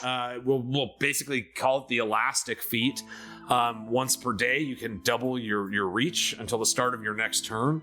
And you have resistance to bludgeoning damage. I don't like it. The work is called for bludgeoning resistance. in the last campaign, and you didn't grant. You're like, that's not a thing. All of a sudden, it's a thing. This is horse. He's a clown, but I will not be part of this campaign. I'm fucking done. I'm out of here. Fuck all of you guys. Where's my mic pack? Take it. It's gonna feel so good to finally get this That's on. hilarious. All right, I'll stay. I can't find my mic pack. I take it all back. Let's never fight again. Sorry, I love you. Who hammers rubber? I'm so confused. You know, Yeah, unfortunately. like those workout people. Yeah, oh, that's exactly where I went. I was like, I guess, yeah, tires. You kind of sledgehammer You a have to tire. make the tires. They don't just come like that. Oh. And also, Gus, not Divot, Gus, you'll have the opportunity to be like, well, I'm rubber and you're glue. The age-old defense +2 to my AC. Yeah. So actually, Divot, Gus, you'll still get a variable trait. So either dark vision or a skill proficiency. What do you think? I'll take a skill proficiency. Which skill proficiency will you take? Clowning? I want to take intimidation because I want it to be accidental. Okay. All right, so People are yes. just weirded out by you. Yeah. Just the Like- nature of your being. You also get an additional language. What language would you like to speak?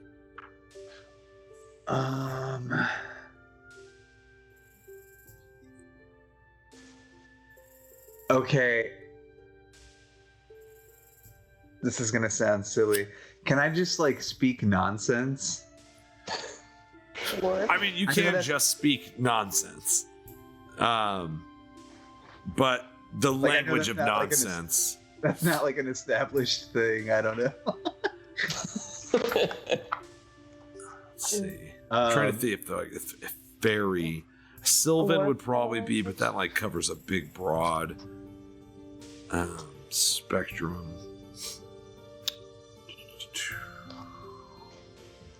Man, yeah. Okay, all right. I have a funny idea. Hold on a second. Uh-oh, here we go. Okay.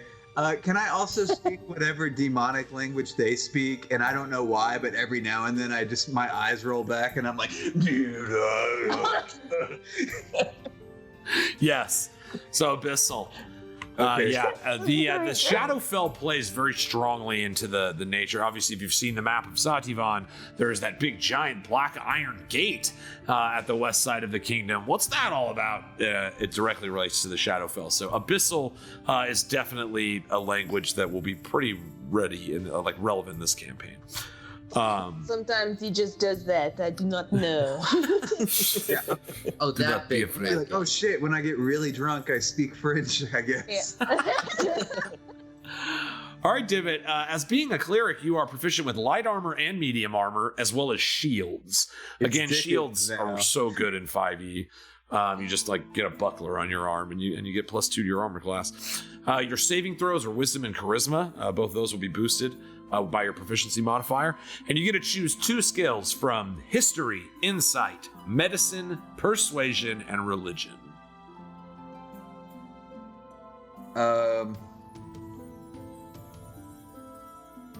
Insight and persuasion.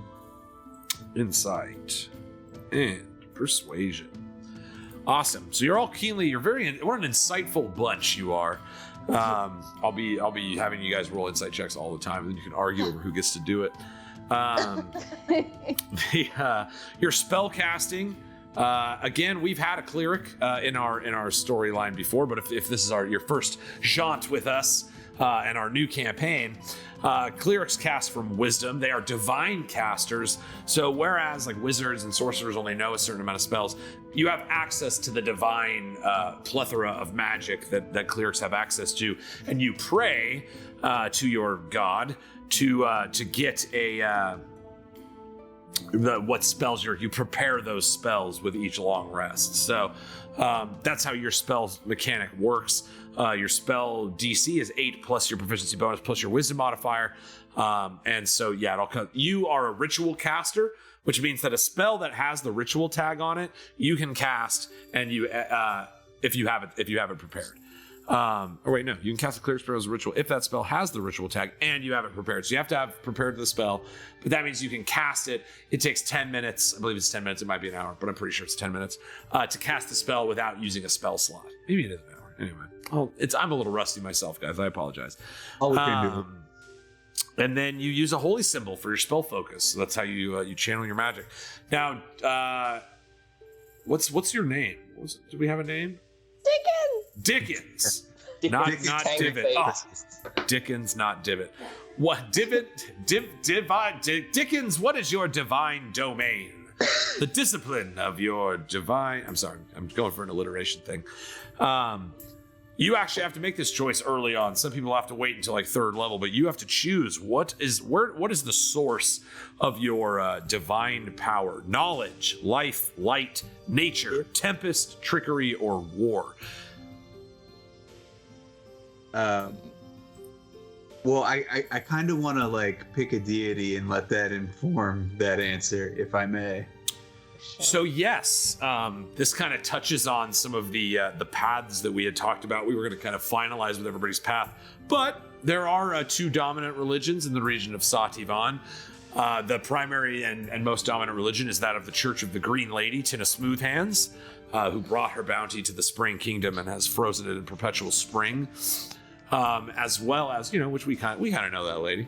And then there's also the Church of Glorp as part of the Path of the Abstract. So Glorp, God of Confusion, will be, yes, he will be in this campaign as well. But I mean, obviously he's a god, so you won't see him as frequently as perhaps you guys did. Right. Yes, I have a riddle for you. And also for you. So there are some other domains: the Grave Domain, Knowledge Domain, the Peace Domain, which is pretty funny, the Tempest, War, Twilight, Death, Arcana, Forge, which you're like an armorer version. But yeah, so and these will kind of give you your spells. Like Tina was a life cleric. She originally started as a trickery cleric. So those are 2 that we've seen kind of in action through our other campaigns. But yeah, they'll kind of give you like different class skills and functions. And then your like big divine power that you can do once per day, other than like turn undead, will be kind of based on that as well. Oh my God, there's so many options. There are a lot. All right, so for a reluctant clown bounty hunter, I'm in it for the role play, so I'm just trying to figure out what makes sense. I don't want clowny hunter. Yeah, exactly. I don't want to pick the thing that's necessarily the strongest numerical decision. You know what I mean? Yeah. So which one of those makes the most sense? I mean, a few of them, again, it doesn't fit. Glorp is very confusing. And so any choice could be confusing enough to be just, suitable for his ranks. There are some that just are like pretty just boony. Light Domain is really cool.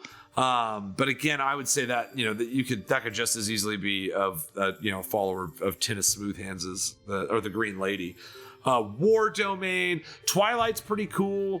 Tempest and the Storms, Peace, where it's like your focus is not violence, but rather peace. But yeah, each of them will kind of give you like a little bit of a different candy. Grave Domain's pretty cool. Vampires are dope. I'll go with Twilight. Yes. Sweet. Hey, I did run a Twilight cleric and they're super cool. So just to kind of, Twilight, you're going to gain the spell at 1st level Fairy Fire and Sleep. Those are your divine spells, so you always have them prepared. So that's one thing that you get from that. You'll get, you are also now proficient, and again, this goes right in line with Divot, your bounty hunter idea. You're proficient now with martial weapons and heavy armor as well.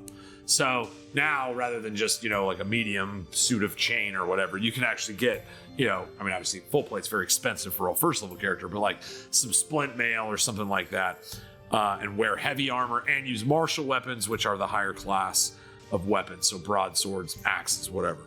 You get an ability called Eyes of the Night. You can see through the deepest gloom. You have dark vision now to a range of 300 feet. In that radius, you can see dim light as if it was bright light, and darkness as if it were dim light, subject to what we talked about before. And then as an action, you can magically share this dark vision feature with all the willing creatures you want within 10 feet of you. Not all the ones you want, up to an equal of your wisdom modifier. So in your case, it'll be +4, so 4 other people. Hey, look at that. The shared dark vision lasts for up to an hour. Once you share it, you can't do it again until a next long rest. So now, if DMs were ever sick of players being like, we have dark vision, now literally, Divot, you can give it to everybody in the party. Amazing. He's a giving clown. And then one last thing that you get as part of the Twilight Domain feature, the Knight has taught you to be vigilant. This ability is called Vigilant Blessing. As an action, give a creature that you touch, including possibly yourself, advantage on the next initiative roll that the creature makes. This benefit ends immediately after the roll or when you use this feature again. So yeah, you can use your action to give yourself or somebody else advantage on the next initiative roll that you make. That's a pretty cool thing that you'll probably just keep popping like after each fight and be like, this person gets advantage on initiative next time. Sick.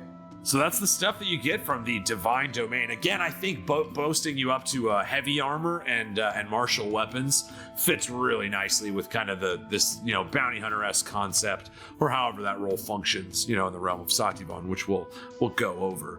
But yeah, so that's it basically. Divine Cleric.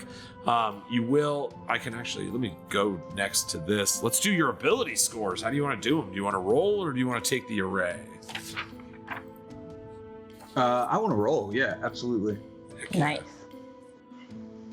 I'm all for rolling. I'm not gonna lie. What's funny too is it's like if you rolled really, really bad, I would be like, yeah, you just roll them again. So it's like, why not roll? I'm not. It's like, come on, roll. Man, it's dice. I'm down for some low stats. Yeah, All low stats are hilarious too.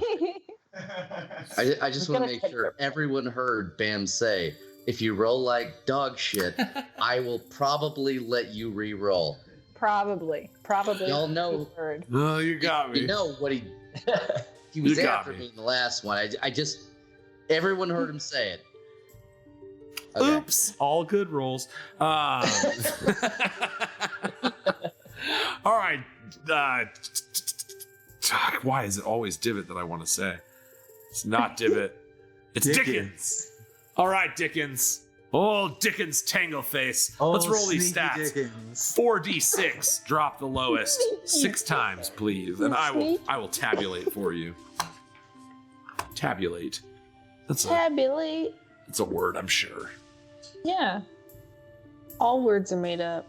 Language is fluid. Nothing matters. Oh, there you go. Okay. There's a nice low one. There's a 9. Okay. Still going. 13, not bad. Oh, there you go. Oh, it's 14. All right. These ain't bad. Okay. 14. Yeah. All right.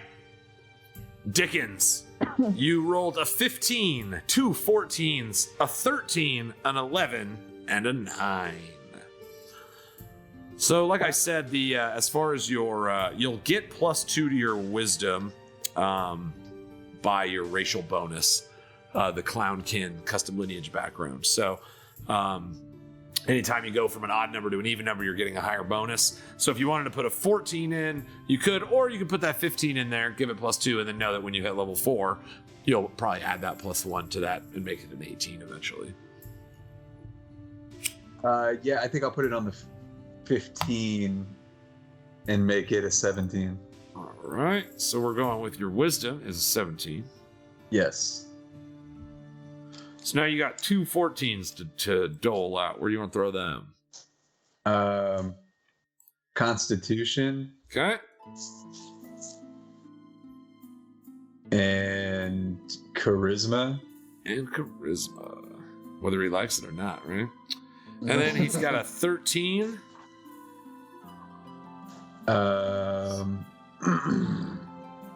Strength. All right. And then an 11. Intelligence. And then dexterity would be a 9. Yeah, I'm bumbly as fuck. Bumbly as fuck.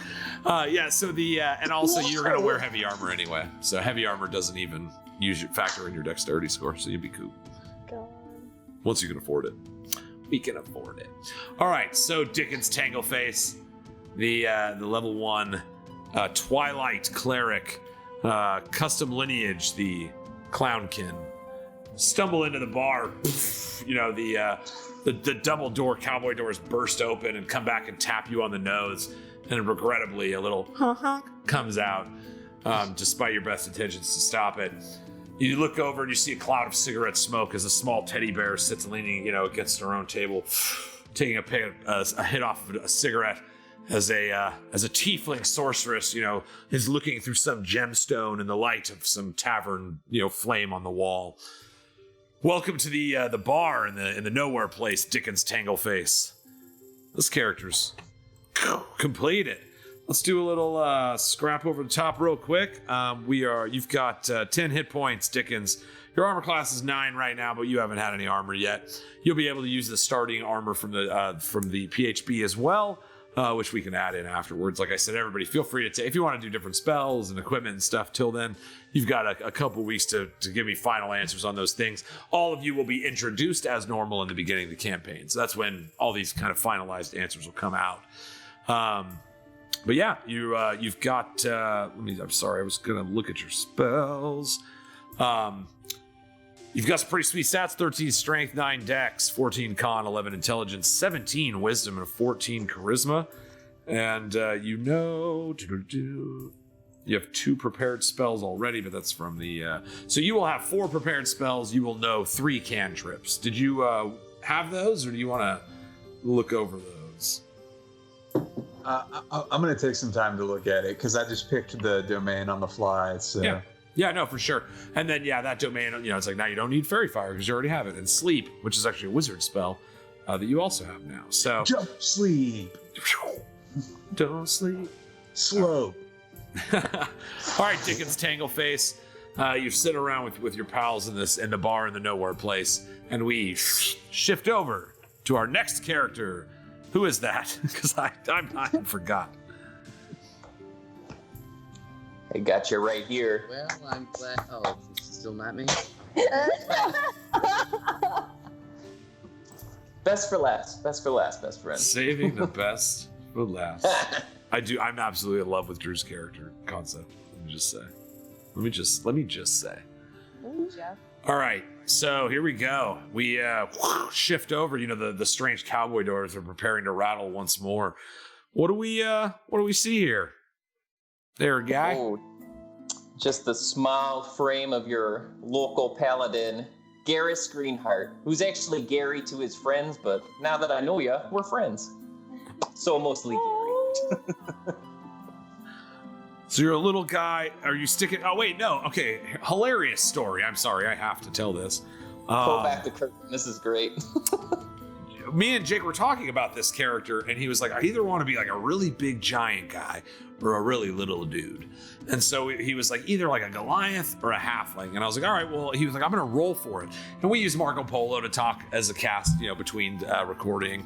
And so it's like, he sends me, he's like, hey, is it cool if I'm just going to roll it out, D20, 1 through 10 will be halfling, 11 through 20 will be Goliath. And he rolled, and what did you roll, Jake? A 1! A 1, a shit crit. Hey, let's have that. Let's call it. Hey, let's take it. We're going with a shit crit. Retroactive. Whoa, shit crit. So, Jake, here's the hilarious thing that literally tickles me pink about this is that a halfling has a thing called halfling luck, and they can't roll a 1. After they roll a 1, they have to roll a d20 again. And so you could, I guess, it's just the odds are very low. But hilariously to me, you rolled a 1 to get the race that will now make it where you can't roll 1s anymore for your first roll. So 1 and done, baby. 1 and done. You got your 1. You got your shit crit out. That's why I said we should smoke for it now, because we're not going to get any more delicious shit crits. Not from old Gary. Not from Gary. All right, so I did explain you get the luck feature. When you roll a 1 on a d20 for an attack roll, an ability check, or a saving throw, you re-roll the die, and you must use the new roll. So if you roll another 1, sure, you can get 1, but Doesn't happen a lot. You're very brave, our stout halfling. You get advantage on saving throws against being frightened. You can move through the space of any creature that is a size larger than you. And you have advantage on saving throws against poison and are resistant against poison damage. Ooh. Tasty, tasty. And old Gary's a paladin, eh? Yeah, he is a paladin for the Order of the Green Lady. So he's a total tennis smooth handstand, like all the way. Goodness. I mean, she's pretty cool, I hear. Yeah, she was kind of dope.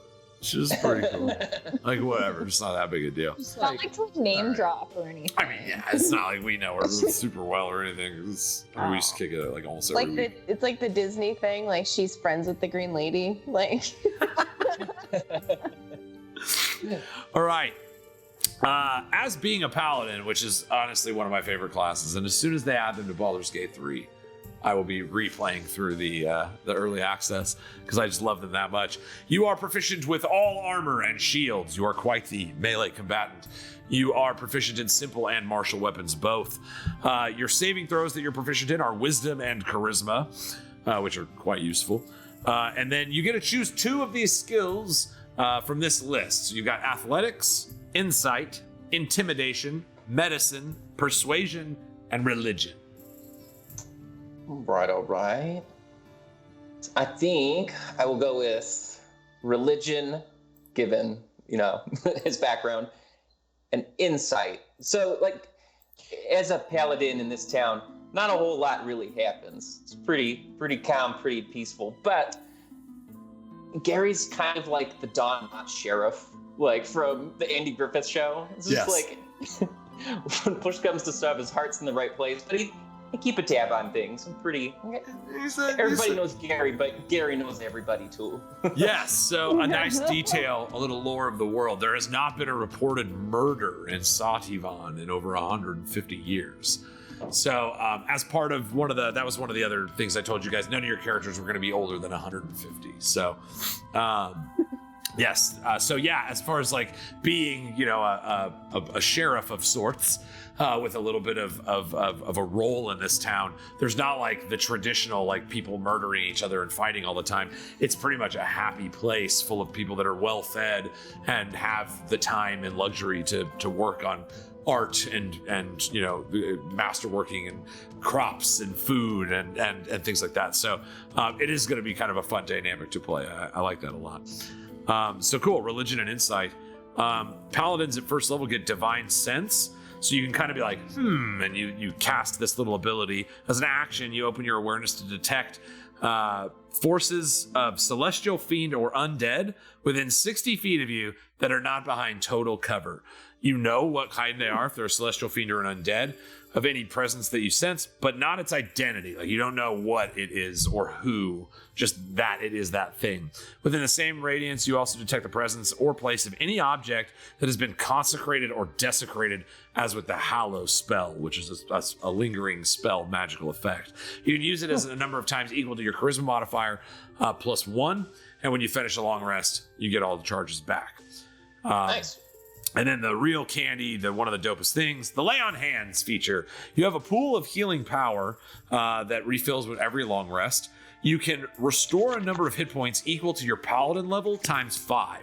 So you'll be level 1 right now. So your magic touch, you've got that feel good touch that can heal up to 5 hit points. So you use an action to do it, and you can restore as many or as little as you want. So you don't have to do 5 all at once. You can do 1 or 3, but you have a pool of 5 for now. You can also, rather than use that 5, you can expend all 5 of them to neutralize a disease or a poison affecting somebody. So you can have like the healing touch, and you can cure multiple diseases and neutralize multiple poisons as you get higher level and have a higher pool. But for right now, you only have 5. Your Lay of Hands does not heal or hurt undead or constructs. So it's not like, I heal you for 5 and you take 10, like a Final Fantasy or something. It's just a pool of healing hit points, and it will not heal undead or constructs. Okay, perfect. Does that exclude Pickles? Will it not work on Pickles? No, Pickle is not undead or a construct, so you're good. Okay, not a construct. Okay, yes, cool. He's not a construct. Perfect. Yes. Unlike, say, a golem, perhaps like a teddy bear that a wizard brought to life through foul magics or whatever to guard his ancient treasures, Pickles is actually something quite different. This is a race of these small creatures created to protect children from whatever it is that we figure out that their sworn duty is or whatever. We'll talk about it. We'll figure that out. That's the whole thing. That's the point of this. Nightmares. They Nightmares scare They're them. small. So yes. All right. You don't get spells yet. Sorry, you're not Next quite time. there. But your stat, it will be wisdom is your spell cast. Yes, it is. But that'll happen at higher levels. And yeah, I think let me just double check. I think that's all we've got here. I think my DDA beyond might be frozen. Sing. There we go. And ability scores. How do you want to do it, Jake? You want to take the, you know what? I'm going to do it. You want to take the boring, dumb, stupid, standard array with all of its great balance? Or do you want to roll these frickin' dice and laugh and jubilation at your failures and then celebrate your victories? Which one of those options would you like to take? Shoot. They're both just so tantalizing the way you describe them. I don't know. I'm gonna roll. All right. I will tabulate. We're going with it. 64. 6, so it's 4d6. 64 would be the opposite. So you're gonna be rolling 4d6s 6 times. Gotcha. Here comes a Juan. Ooh, stinky roll. Stinky roll. And a 2. Ooh, there we go. That's what I'm talking that's about. the real juice right there. There we go. 10, 13. Yeah, okay. Going up a little bit.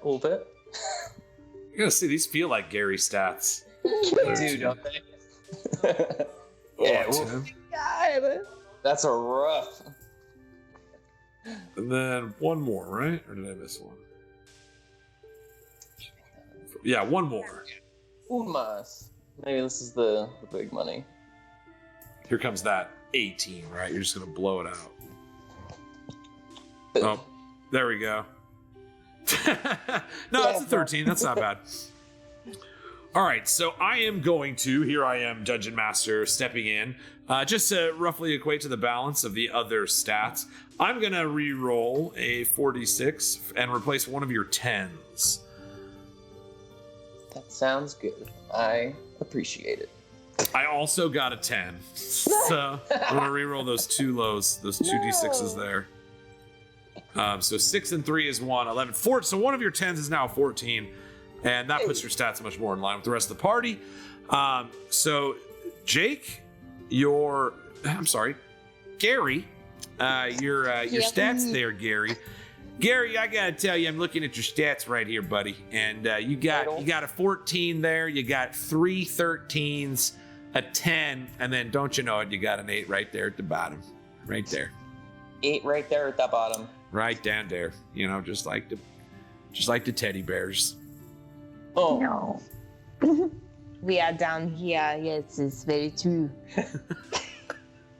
All right, so Jake, with those stats, how you want to allocate those bad boys? you know, Gary's a little guy, but grew up on the farm. He's tough, and I know Paladin's strength and charisma, right, are kind of the two.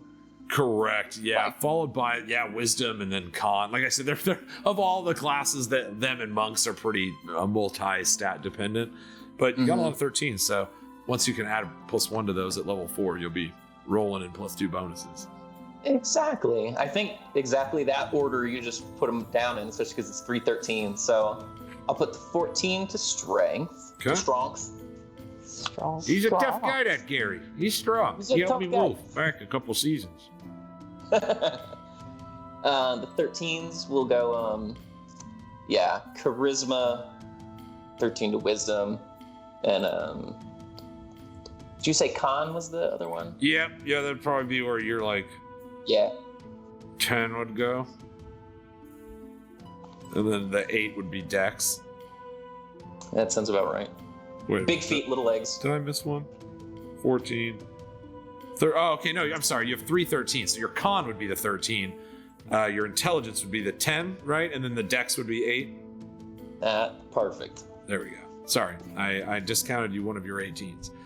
All right there, Gary. So with your racial bonuses that you get to your stats there, you got a 14 strength, a 10 dex, a 14 con, you got a 10 intelligence, 13 wisdom, and a 13 charisma.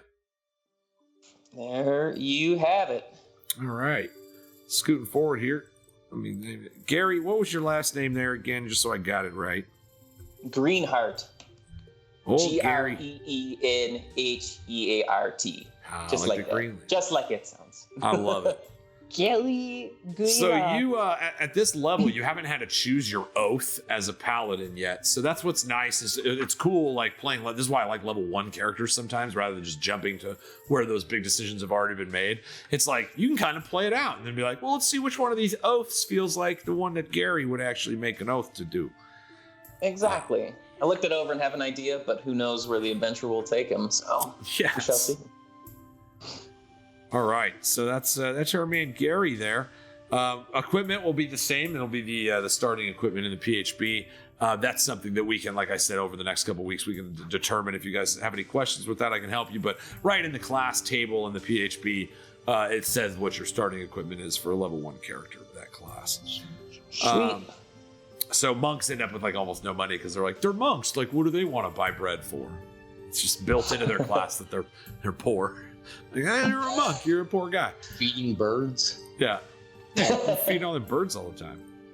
But your vegetarian lifestyle isn't very cheap. Like, you got to buy fresh produce all the time. I mean, even more, I am a bear. I do not really eat. I am just I smoke. I guess I need to get things Cigarettes for my are getting cigarettes. expensive. Money for cigarettes. Money for cigarettes. Every NPC is now either going to be like a Midwesterner, another French person. I'm really looking forward to this. I am not French. That's right. French. No, I do not know where this place is. I am not I have French. not heard of I am these just friends. a bear. I am Teddy Bear. This is how Teddy Bear goes. Teddy bear. All right. So, Gary, our stout halfling paladin, 25-foot movement speed. You know, you're a little guy. You got little feet. So you don't get anywhere quite as fast as this super quick teddy bear that you have some acquaintance with, or not. We'll determine that here shortly. 12 hit points, a 10 armor class because you're not wearing any armor yet. But yes, you've got your lay on hands. You've got your divine sense. And you are a force to be reckoned with in melee. You have advantage against being frightened, advantage against being poisoned, and are resistant to poison damage. Yeah, so there we go. Boom. Wow. Boom, baby. Gary, you got a report about a couple ruffians around town. You know, not necessarily bad kids or not bad people. You know, but they get into some strange problems. You know, things sometimes big. Barrels, kegs get knocked over. So Gary, you got asked actually to go down to the Nowhere place. Which is the name of this bar, undeniably distinct by its cowboy doors in the front that seem to have some kind of character interaction with whatever player characters enter this bar. And so, Gary, you're looking down and you're looking down at your little notebook that you got. You're a good officer of the law. You're handy with a notebook, and you look down and you kind of squint as you look up at there it is. See, we're not wrong. As you look up at the bar in front of you. And here it is, the Nowhere place, the bar that you were asked to arrive at. For what purposes? That's what we got. That's the time in between. That's where the mix is. But Gary, you walk up to those double-sided doors, and how do you enter this bar? Oh, with just a regular old, hey, how you doing? I recognize pretty much most of the patrons, so kick those doors open, about halfway there. Oh, wait, Jerry looking, beard's coming in, looking good. So, just kind of get the old... And I recognize this bunch. Yeah, undeniably looking around the room. You see Pickles Ennui, the Cuddle-forged monk, is smoking on a little bit of the ganja that she scored off of one of the tenders, just kind of mellowing out in the side of the bar. You see the tiefling sorceress still staring through these various gemstones, catching different hues in the light. she seems to have quite a nice collection of rare stones. You see standing over this looming tall, 7 foot tall, extremely thin man, with the wild tangled hair of a clown and strange white painted skin, trying a little hard to look a little too tough, standing near the bar, menacingly glaring at anybody who dares be amused by his appearance. And old Gary, the town, part of town constable, not quite sheriff, but you're like one of the higher ups that takes care of the minor petty problems that occur on the day-to-day basis in this paradise kingdom. And, Gary, you step in and you see them all and you give them a hello. And everybody in turn, almost like Norm entering the Cheers bar, at the same time just turns around and in your own accent is like, hello! All the other not player characters in the room. Hey, you Gare, there you go. Yep. I'm not going to force that upon the other players. But the other people in the bar greet you the same. You're well respected in this. All right, Gary, we shift ourselves over to the final player character yet to enter the bar, the nowhere place. We shift over to my man, Drew Yonemori. Hey, Drew. Let's talk about this. Please, let's talk about it. What's up? What's happening? All right, let's do this. We got one character left, my friends. We are here. We have reached the 5th and final character. Wait. I don't think we should have waited this long. All right, so Drew, what do you got? What's one in the bunch? What's your guy? My character, his name is. I'm sorry. Let me read this again. Digbag Moleeggington III. His nickname is either Digby or Moley. And those of you who've been in the Las Vegas community theater world and may have perchance seen a delightful show that I was in a long time ago, Moley. Yes, from Winning the Willows. So anyway, my hold on, I got it. My character will be shy, timid.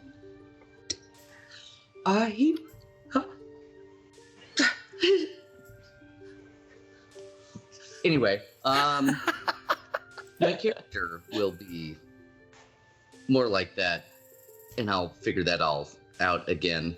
Anyway, an artificer class, I think, is what we landed on. Yes, yeah. You had mentioned that you wanted to kind of be like a little bit of a tinker, like a wise inventor that had like worked out like irrigation for your family's fields and stuff, and that led me to like a tinkerer class in this fun kingdom. You like have a little bag that you put strange things together and create magical effects. Rather than cast flame bolt, you have like a candle on a little, like a trebuchet, like a little hand one that throws a sticky fire candle at somebody. But that kind of tinkering, I like this. I like the little like, ooh, bashful, kind of like, ooh, perhaps I might have a fix for that. And so yes, that kind of led us toward the artificer class. Which is probably my favorite class right now currently is the Artificer. I just love the various ways they have to solve problems. But yes, that was the consideration was a mole. What were we had settled on? We were going to do a custom race. Do we have a name for it? It was, so I guess it was like a mole person is what I was thinking of. But I guess the most closely related thing that I found in any of the D&D lore was a rat folk. Uh-huh. So I would like to call it a mole folk, just because it's terribly hard to say, but also really fun to say. You mole folker. You mole And folker. Boom goes dynamite. Oh, Folger. Whoa, Folger. Oh. This loving ass teddy bear over here just fucking got it on the first 0 episode. Take 0. I am That's the new shirt. on fire. That's the new shirt. Oh my god. Okay, Molefolk. Molefolk. Molefolk. Yes. It's So not kind of a that person and not rat folk, but molefolk. Molefolk. Molefolk. Digbag Moleeggington III. Digby or Moley to some. Yes. Digby. Digby. All right, so you do you want to be a medium or a small creature? The rat folk lore that it had said that I was like 3 to 4 feet tall at most or least or something like that. So I think it could be either, but the movement speed was 25, so I believe that's a small, isn't it? Small, cool. Yeah. So we'll Plus, just say it's I'm adorable small. to think about a little small Again. Little. Surprise, surprise. But then you're like It was creating these tiny. like magical bombs and stuff and throwing out these like destructive tinkers. I love it. So you are an intelligence caster. It's similar to wizards and Eldritch Knights, if we're gonna keep going anyway. Is that would you want to put your +2 on? Would be intelligence. Yes, please. All right, now you get a feat. Do you have a feat in mind? No, thank you. I have 2 already. He's been sitting there. This motherfucker. He went last. He's had all this time to prepare the 2 feet joke. Oh, you got me, bro. That was good. All right. What about an FEAT? Like featuring? Yes. I don't know. I believe there were other options if I read correctly. I read a lot. I don't interact with people. Oh, this is exciting. I actually left the books that I bought at Barnes & Noble earlier today in my car because I was more concerned about getting all the weed out of my car. It's a good cause. To do this. So I don't have a reference point at this juncture. Do I have to choose a feat, or is there like can I do the 2 to 1 thing that we talked about earlier with someone else? So the way we've kind of done it is like in the Clownkin's case, we created kind of like a custom lineage based skill that was comparable in power to a feat. If it's not that powerful, I would say it might be usable as a trait. So that's kind of where we have a little bit of wiggle room. So yeah, I mean, if you don't have like a feat that's like jumping out to you that you want to do, we could create like a little mole person ability.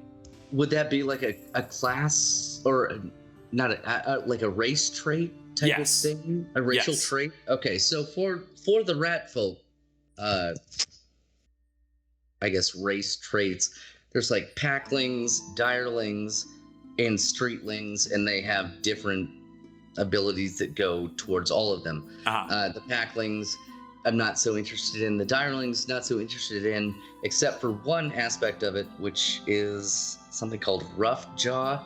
After landing a successful bite attack on a creature, you may use your bonus action to make a shove attack on it, which would be more like a good, like a. And the only time I would ever use bite is from, I guess, the rat folk actual racial trait, fleeing bite. If you take the disengage action on your turn, you can make a bite attack as a bonus action. So it'd be kind of like I could bite and push. And like push away. Time. Yeah, I like that. Like it's like, oh, get off of me. Yeah. So yeah, if you're using your action to disengage, you then use your bonus action to do a bite attack. Bite attack would probably be a D4 piercing plus strength or whatever.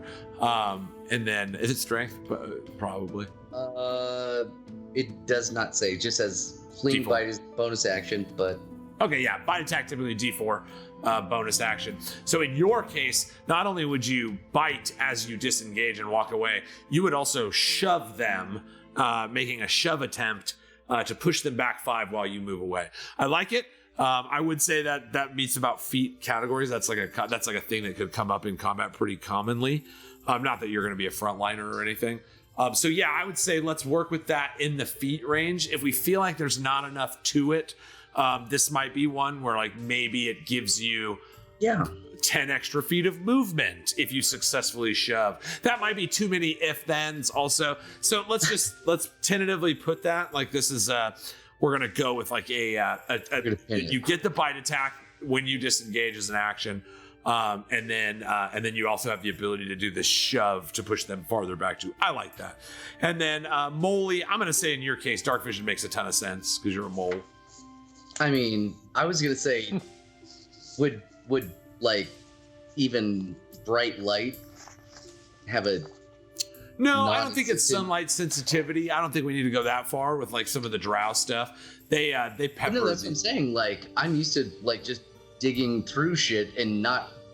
I have a sense of like where the fuck I'm going without like light at all. So if the light is a big deal, I could just close my eyes and kind of have more of a sense of. Hey, maybe this is what we do. Oh, hit me, baby. So instead of dark vision, I'm going to give you tremor sense.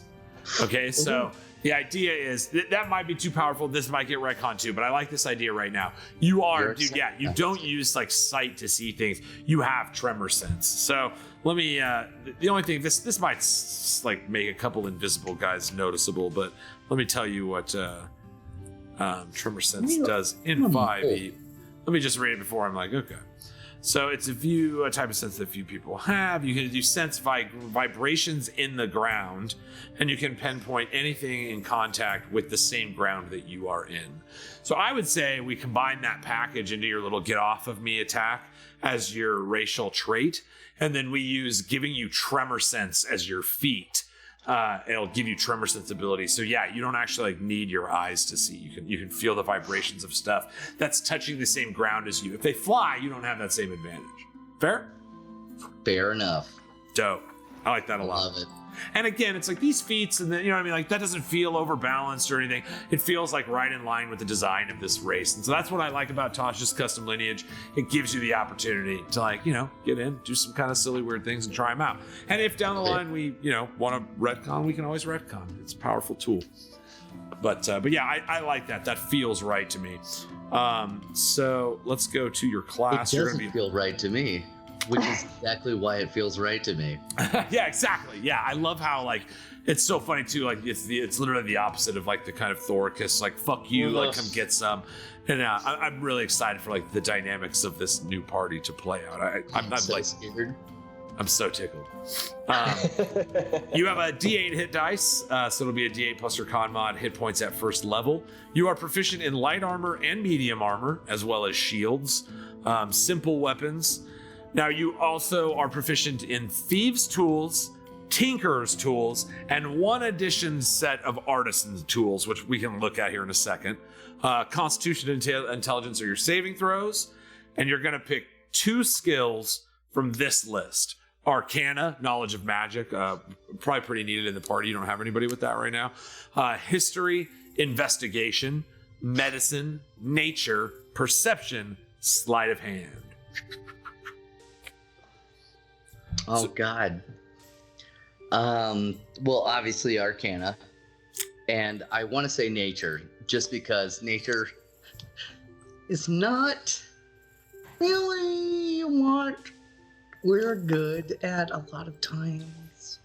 And he's like a little, yeah. I mean, like part of the earth, like in the farming community, like being part of Proudheart Farms. I believe that's what that says. Yeah. And the farming path, or like growing up that way and knowing that way of life, but not really fitting in. Like I feel like I would have an understanding or a sense of it, but yeah. Absolutely. Yeah, I like that a lot too. I mean, you're a little mole guy. Of course you know nature. A little cute little mole guy. All right, Artisan Tools. alchemist, brewer, calligrapher, carpenter, cartographer, cobbler, cook, glassblower, jeweler, leatherworker, mason, painter, potter, smith, weaver, woodcarver. Do any of those jump out to you? Jeweler, a little bit. Ooh, I like that. That could also be a nice bond potentially between your two characters. Abby, Amaryllis, and Yeah. and I Digby. didn't even remember that she said that. Yeah, it's perfect. She's very into gems. Yes. Hey, jeweler. Yeah, I like that a lot. So you have a jeweler's kit as well. So you can cut, precious stones and make jewelry. You also, there's a rule set. There's expanded tools in, I believe it's Xanathar's Guide to Everything. I like those rules, and so they have other times where like your tool proficiencies can modify skill checks and stuff. So I'll also show you those. I'll add that to like the stuff that I send you before we finalize everything. So, cool thing about artificers. So artificers do not do magic the way that wizards and clerics, they don't actually cast spells. They do, obviously, for the mechanics of the game, but they create weird little trinkets and things that create spell effects. So if, instead of casting a healing spell, you might have this little like snake that sprays a healing salve on somebody. Instead of casting a poison spray, you might have this little like snake face that shoots, poison out of its mouth.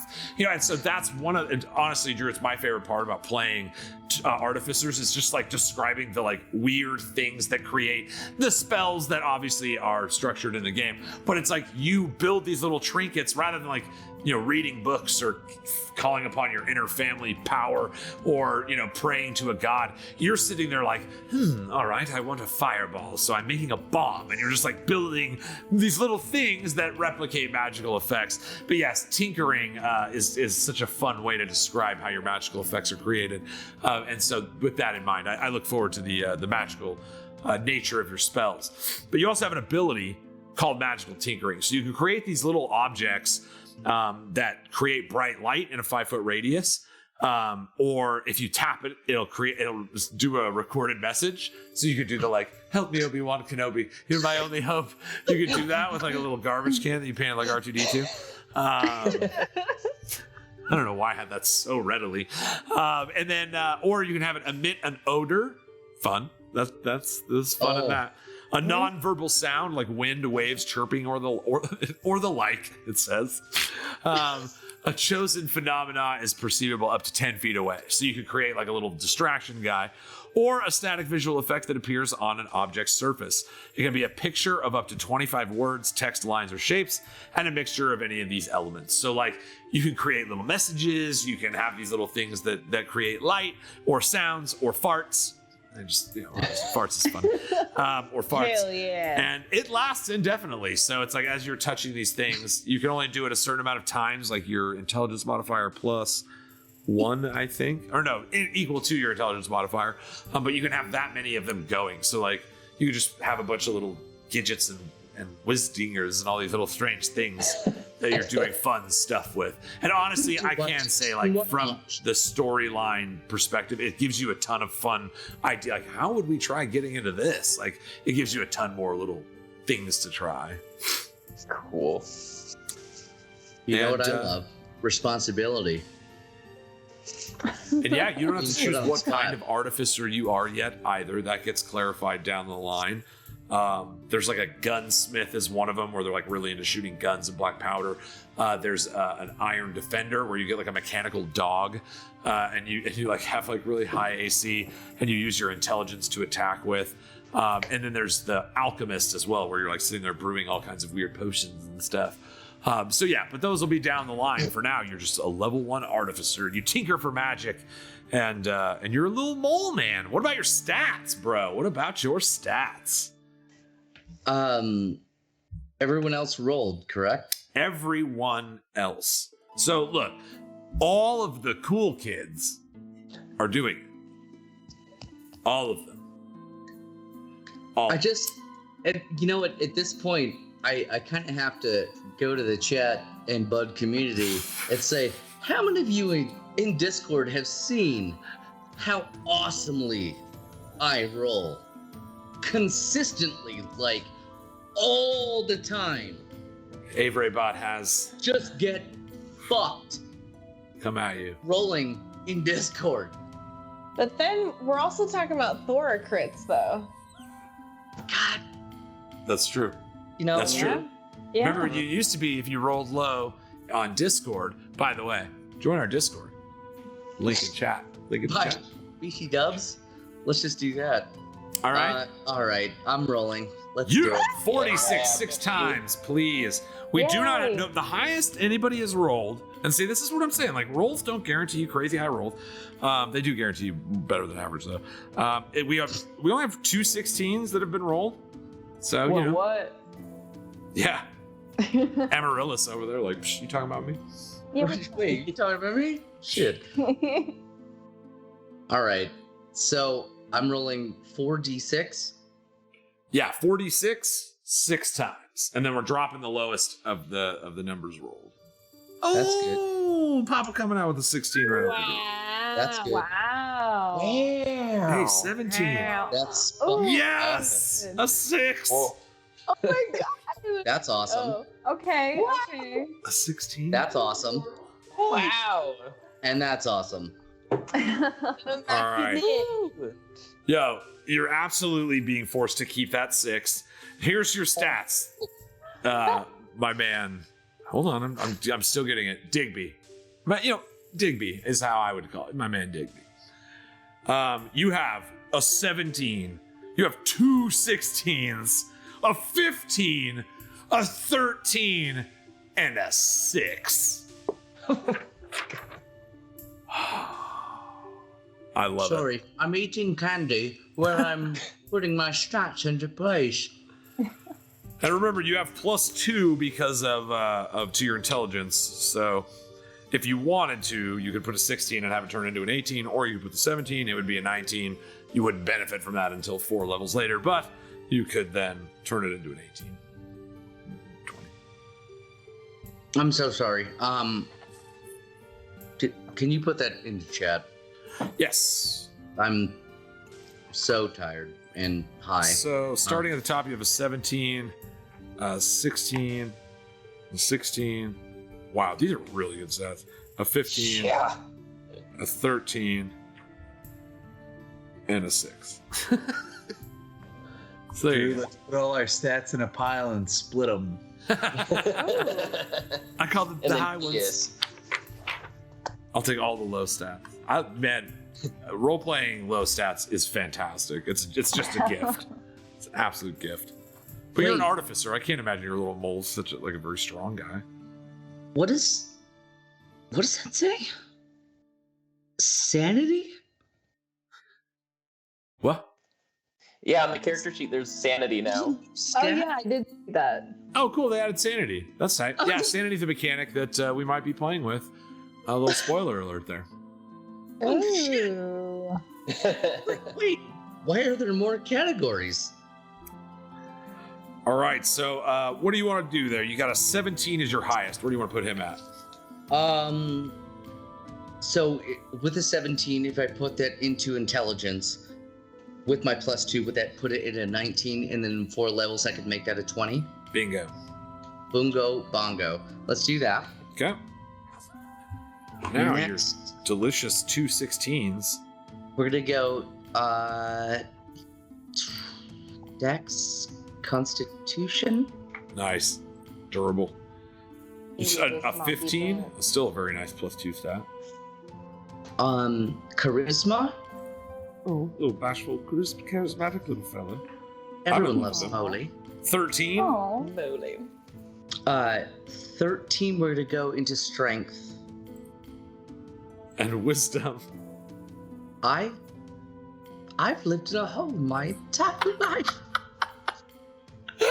I love seeing everything new. I I can't love wait. you're super intelligent and not wise. It's fantastic. Okay, cool. I've read it. Wait, I've read about this in a book. That's not the same thing. I know this. It doesn't match the picture. All right, so that's a -2, Terribly off. right? Or is it -3? I have to look. I forget, it's been so long. Yeah, you have a -2 modifier to your wisdom stuff. Not bad, though, when you take into comparison. So you have a 13 strength, a 16 dexterity, a 16 con, a 19 intelligence, a 6 wisdom, and a 15 charisma. You're all around, you're a pretty all around good guy, except you're just not wise at all. Well, I mean, it makes sense playing a magic caster of a class that I've never played before. Yeah, so just to get to that real quick, because actually your spellcaster stuff, let me see. So again, you're an intelligence caster. You have two first level spell slots right now. You know 2 cantrips, and you have 4 spells prepared. Again, you prepare spells, and the way you prepare them is by building whatever little trinkets cause the magical effects. That's like the preparing of what you do. Right. So, do you have any ideas for that, or do you want to kind of look over the spell list between now and when we start? Could I do that? Yeah, totally. Awesome. Yeah, and I'm happy to field questions and stuff. Like I said, before next week, when I'll be awesomely in here with Nicole, fielding like Q&A with the buds and everything, doing all that stuff. But by that time, I'll be writing down whatever stuff I talk to you guys about between then and now, and that'll be part of it, because that is a huge part of D&D. Like if you're not playing right now, some of this stuff doesn't need to be answered yet. Let the good ideas come from the soup of it all. So absolutely. I'm digging I'd the love soup. to hear from some of the buds on what their ideas of those of us who are not decided on what we want to do, what they think, might match. First level, man. Whatever they think our ideas are. Yeah, drop it in the Discord. Hit us, and we've got the WeeDnD Hub on Facebook, man. We've got them all. Drop your spell suggestions, man. Some people, I'm telling you, there's some really creative uses of spells that never really make my spell lists. That after seeing some creative uses of them, I'm like, oh yeah, that's got to go in the mix. And artificers are great too. They've got a pretty awesome spell list to choose from. So I have no idea. You've got a little dig guy. You've got 11 hit points, 13 AC for now with no armor on, obviously. But we've got Digbag, Moleeggington the Third, in Sati'van, where Tin of Smooth Hands, the legendary purveyor of mole legs from far and wide. Her connection to mole legs is actually part of the connection to your family. When they say that the first mole egg that she ate when she set her golden feet upon the rolling green plains of what would become Sati'van, she reached down into the earth and grabbed a mole egg, and that mole egg was like gonna be an ancestor of yours, but she ate it. She And it was delicious. She ate that mole, cooked it up real nice, real high roll on it, just real great presentation. You had acidity and heat. I've been watching a lot of MasterChef. I'm sorry. All right. I love the irony for you as Drew, because when you were Thorkus, you ate the shit out of some mole eggs. Sure did. Oh, what a nightmare. Thorkus is like the Blightbringer to the mole egg community. Well, this is just gonna show you like what 500 years will do. Like it's good now. Like we've gotten past it. We've moved on. All right, Digbag. Digbag. Big bag. I don't know why I said it like that. You said Digbag. All right, Digbag. Mr. Moleeggington the Third. Why are you apologizing? That's right. That's it. Yeah, no. You're digging through the earth. You feel the cool, moist, perfectly fertile soils of Sati'van. So easy to move through with your scoopy fingertips and, nuzzly nose that pushes through the dirt. As you move around beneath the streets, you feel the feet and vibration of the walkers by on the roads of the busy city above you. As you make your way toward one of your favorite watering holes, the Nowhere Bar, the Nowhere Place. And you dig around until you feel the vibrations. You hear the squeaking of a clown nose vibration through the ground yourself. And you work your way over to a little corner in the bar where they've peeled back some of the wood, and there's just a little piece of earth. And all of you present in the bar suddenly see a little as some dirt just busts up in the corner. And you see the the intelligent but curious nose of your friend, acquaintance, Digbag Moleeggington III, digging his way from the ground into the nowhere place. All right, guys. So this is all 5 characters have been created. We have our mole. Hold on. What? Mole folk. Our mole folk. I hate you. Our mole folk artificer. It sounds so terrible. Mole folk artificer. I love it. It's my favorite, but I hate you, and I'm just torn. Mole folk artificer, level 1. We have our stout halfling paladin, Gary. Good old Gary Greenheart. Gary Greenheart. Gary the sheriff. Gary Greenheart. We got Gary. We've got Dickens, the clownkin cleric of Twilight. We've got Pickles, the cuddle-forged monk. And we've got Amaryllis, the tiefling sorceress. Holy crap, dudes. One thing I would like to do to finalize this, just as it's going to help for the artists and anybody, if anybody of you at home want to pencil these out, or if any of our artists want to take a shot, do me a favor as the lighting in the room shifts to that nice, perfect area, each of you leaning on your own respective table. You're acquaintances with the people in the room, but we'll determine how much you know each other kind of as we go. You all can already be acquaintances, or we can play that out in the beginning, depending on how you want to play out your backstories a little bit. But in this moment, as the camera, zooms around the room and this little mole man starts digging the dirt off of him, describe your characters for me, please.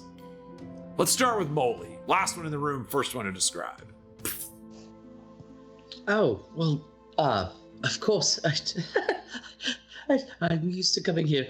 I come here often, not usually during business hours. I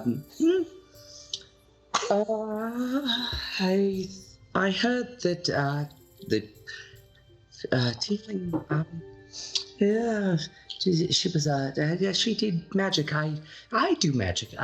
She stop looking at me. It frightens me. She was here drinking, so I thought I might come down to see if she could help me find where sorry. Someone else?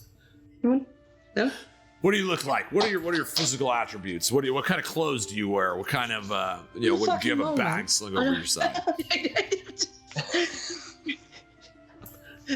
You've seen what moles look like? The furry. They have the noses in it, the tiny slitty eyes. They dig. They're very short, pudgy, nerdy. I don't have a lot of friends. Do you wear clothes? Like, do you wear clothes, or are you just like a naked mole? Just ask me if you want to see my dick. My uncle asked me one time, and I did it, and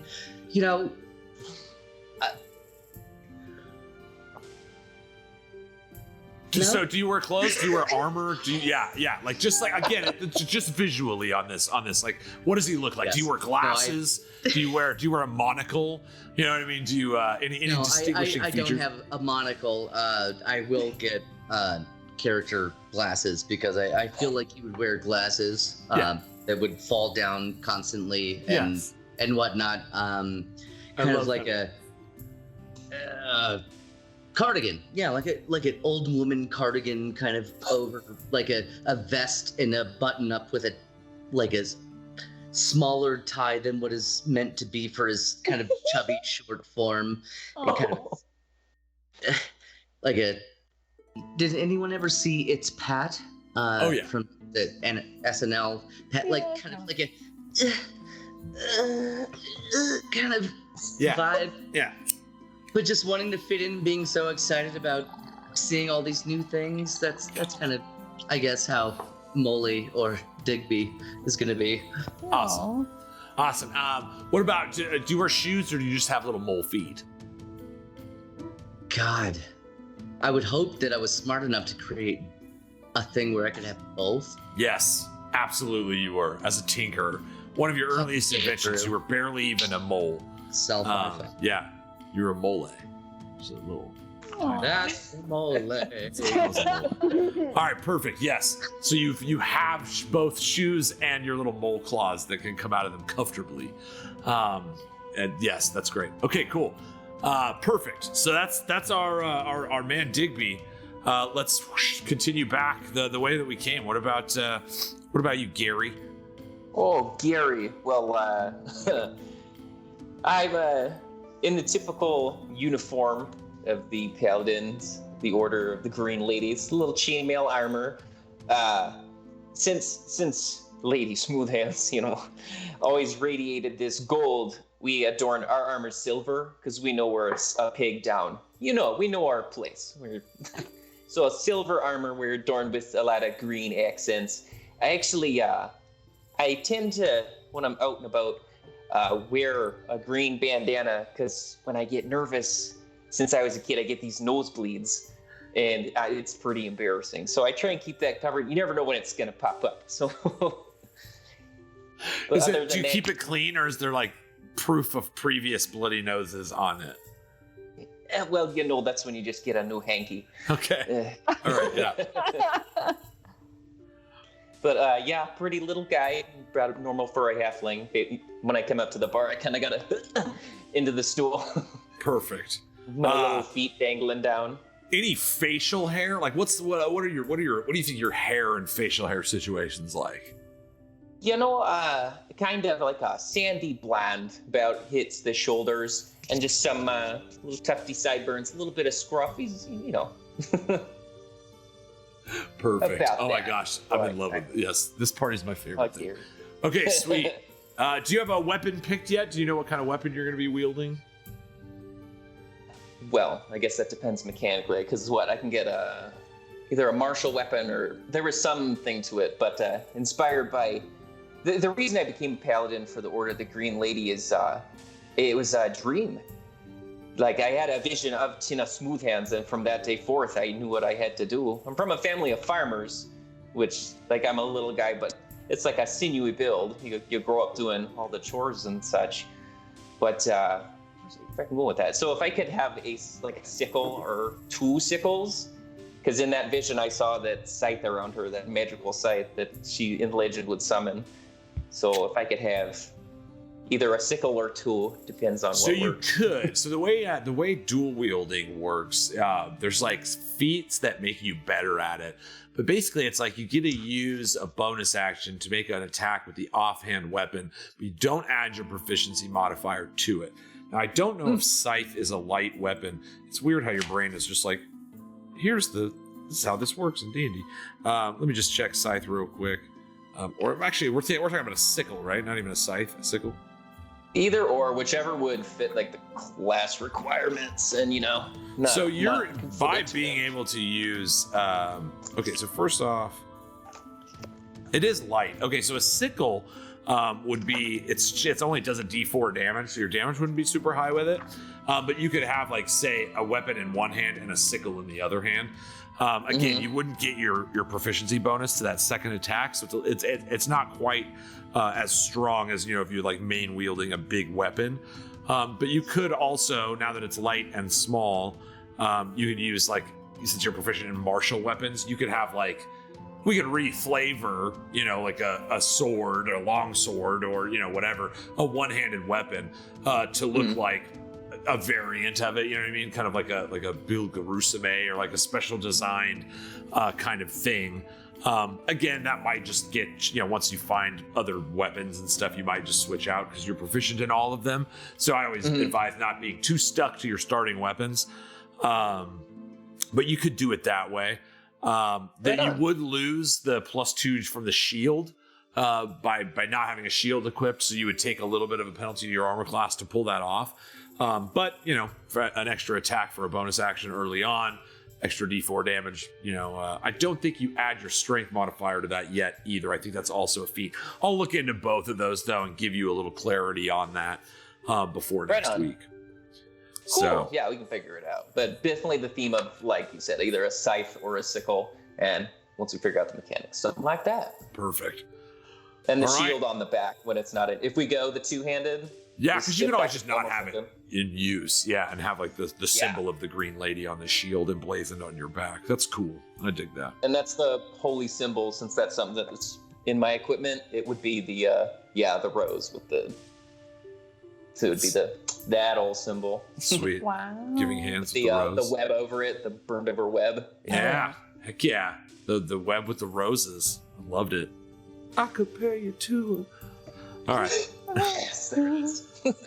So that is our halfling paladin Gary. We see that shifts back over to the tall man lingering at the bar, trying his best to look menacing, even though his appearance would dictate something else entirely. Dickens Tangleface, how do you look? Okay, hear me out.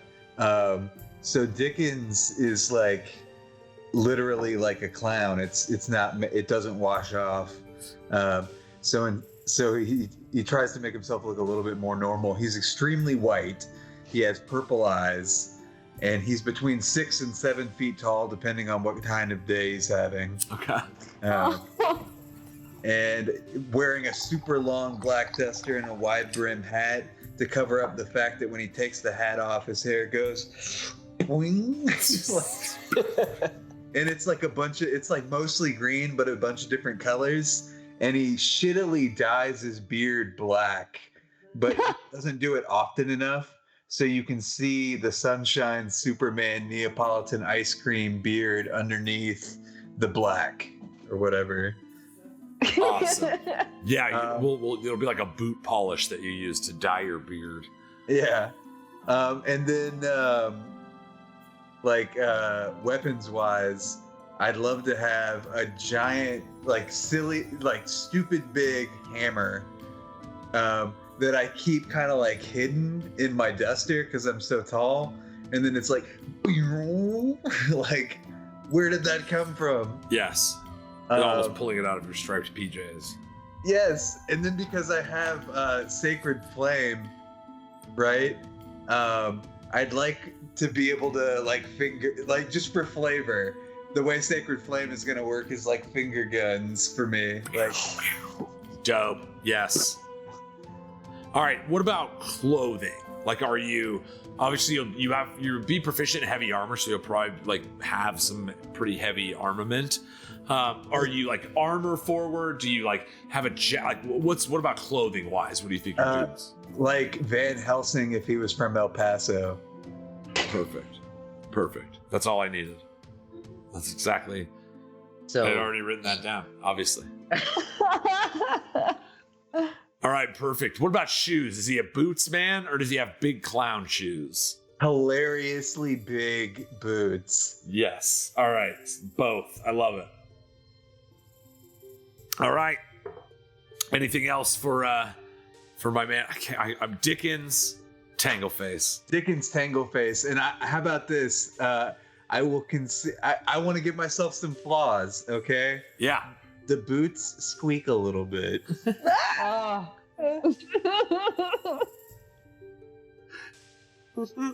not all the time, not every step though, right? No, just in the worst possible situations. Only in the worst moments. Yes. I just want to make sure it's not those squeaky child sandals that they make squeak every time they walk. Ellie. Okay.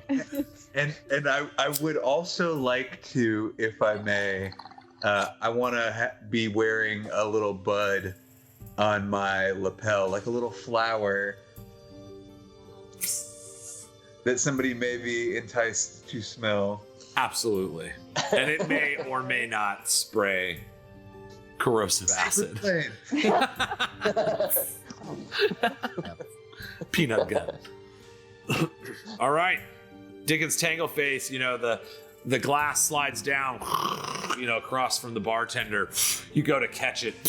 It breaks on the wall next to you. You just missed it. And in the cascading of the glass, you see the smoke cloud of Pickles on Wee. Pickles, what do you look like? You showed us a little sketch, but what color are you? So Pickles, the glass kind of shatters right in front of him, and he doesn't really have an affect on his face because he's very old school, classic looking teddy bear. So it's the two little lines, just unamused. He's a little blonde, curly-haired teddy bear. And his eyes just look like little black voids. Just hollow, cold, and silent. But he's also like so incredibly loyal. Like he loves that little girl, Sarah. So he's like sworn to protect her. So he's all about that. He's got his little tambourine, which is just. I already forgot about the tambourine. Which he keeps strapped on his little back. So, yeah, if he's got a good run on him, you can hear him. Yo, and that's how like dexterous he is. It's almost like, you know, remember Teenage Mutant Ninja Turtles where he steals all the bells off the dummy and makes no sound? That's how like acrobatic you are. You can do like backflips and stuff without even the tambourine jingling. That's how like focused and proficient you are, until you want them to, obviously. I'm imagining you just stuffing the tambourine inside of yourself. He's got it like a little like harness for it, and it's like on his back because he's a little guy. Dope. So it's his little back. Oh. Mm-hmm. All right, I love it. Jake's going Lawnmower Man for me. I don't know if it's for anybody else, but I love it. Like right now, you're like a. You're like an 80s movie nightmare. Oh god. Yo, the last season it was freezing. This is my new thing. We're trying it out. This year it's like face mask of digital squares. That was dope though. All right. So Pickles, you do smoke. I'm curious, just for storyline purposes, do you have a mouth that opens, or do we just hear your voice and it's the stale, motionless face of that kind of teddy bear? It's that one. It's like, oh god, no. So like the cigarette just kind of like pushes into the face, but there's no mouth to like draw from the cigarette. Like a tube. Yeah, so it goes in and just inhales. Yeah. Do you have fingers? Like, is it just a cigarette on the end of a nub? And we're like, how are you holding that? Yeah. Yes. Oh my god. Yeah. Perfect. Can it be like the little like you pull the thing right here, but the claw is up here, but that's like inside your teddy bear arm, and that's how you hold things. It's like you. Oh, do you want a martial arts belt? Whoa. These are the questions. These are the pressing right. DM questions that I have. Right. Oh, that's a qu'est-ce que c'est belt. Yeah, I think that's what he kind of uses to strap the tambourine down. Perfect.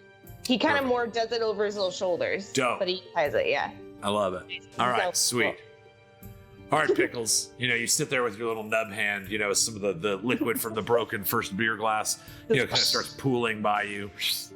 As we shift back over and, undaunted by this breaking glass or even the cigarette smoke being blown around her face, is Amaryllis, sitting there looking through this perfect purple amethyst. It almost wouldn't even need to cut it. It's like the gemstone features of it are so natural that it's one of the gems of your collection. You're kind of like looking at it through the light. And what do we see? Who's the young tiefling woman that we see staring into this stone? What does she look like? Yeah, she has almost floor-length blue-black hair and like completely black eyes. And her skin is red, but like so red that it's almost like purple, like a maroony color. Like blood red almost. Yeah, exactly. And she's dressed like commonly, but like with a lot of flair, and like clearly she enjoys the beauty of the jewels that she works with. She dresses kind of flashy. Okay, yeah, like a little bit like a Disney princess. Like there's like kind of like gems on like each part of the accent or the flair of her clothes a little bit. A bit more like rough though. Like she wears like pants. Like she like dope with like sweet gem inlays. Yeah. Okay, sweet, yeah. And so you spend most of your time probably like digging around in caves looking for cool gems and stuff. So exactly. almost but like she loves like a nice pantsuit, like a nice like tailored linen to go digging. Yes. Awesome. Yes. Sweet. Yeah. Okay. And then do you have like what color is your skin? Okay, so we went with the skin is red. You've got that. Well, horns. Do you have horns? Yeah, I have horns. They're like little stubby horns, and then teensy tiny, like almost like bat wings, like very small. And little black. Okay, cool. And like we said, we can talk about if we want to, as those infernal bloodline abilities come, we can swap those out for like wing stuff. So if instead of like, at level 3, if you want to have like a flight ability a certain amount of times, we'll factor that in. Cool. That'll be one of those we're kind of keeping an eye on, and we'll work the balance on that out. Cool. She also has a huge tail that is like mostly tucked under herself most of the time, but gets excited, swings around sometimes. Yeah. Awesome. And then what's her hair like? Long black blue hair and just hanging, right? Or is it like completely straight? Yeah. Cool. Sweet. But yeah, sometimes she'll put it in like a braid or whatever. Perfect. Yeah. Dope. I love it. Cool. All right, friends. So you see, the bartender of the Nowhere Place bar, forever cleaning the bar glass, towel in hand, a stack of glasses that seems like it would go on forever. And even every time he cleans one and sets it down, an empty glass is added to the end of the line. And so in this Sisyphusian task, he is perpetually cleaning this glass that will never end. But he's like all bartenders forever. He's cleaning and he looks around and he's like, weird having all you guys here at the same time. Looks around. And that's where we're going to pick it up next time, guys. All right, dudes. So, like I said, we are going to be jumping in. Nicole and myself will be here next week. We'll be fielding some live questions from chat. And we'll kind of go through, like I said, the process of how now as the DM, I take what we just went through, the building of these characters, some of the ideas, the things the characters people had expressed and mentioned, and how you now take that, turn it into something that is going to be the beginning of a beautiful, fucking wonderful adventure. So, my players, I fucking love you guys. I'm so very excited to see you guys again. I'm so glad we did this. Internet issues and all that shit be damned, man. I don't care. As long as I get to see you guys every week, that's all that matters to me. And thank you guys so much for hanging out with us. Hopefully this helped a little bit, showing you kind of what the early parts of a session 0 are like. Normally you would also go over, look at that shirt. Yes. Our man, Jake Taylor, with this amazing shirt.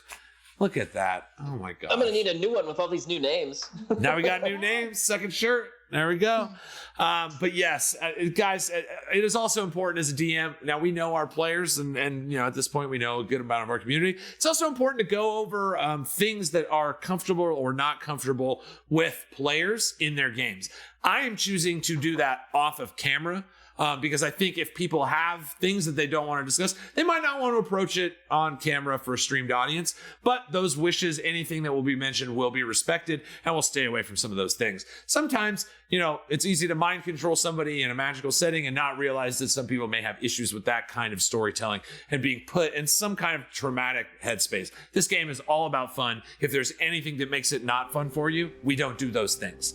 And so I just want you to know, as a DM, that's an important part of a session 0. I will be doing that with my cast. We have had this communication before, but we will shore it up one more time now that you've played some more D&D. Maybe you realize some things that you hadn't before. But just remember, this is a game.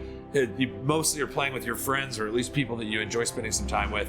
Have fun, enjoy yourselves, play teddy bears that speak French and smoke cigarettes. Be mole people that are bashful and tinker. French. French is not real. He doesn't. There is no such thing as French. There is not. There's no. France does not exist. Although, no, I'm not even going to do it just for the joke. Like, wow, this is France. There's like 2 guys there and just a street sign. But all right, guys, I love you so much. Thank you so much for hanging with me. We will be back next week for Behind the Greens with me and Nicole as we show you this next step.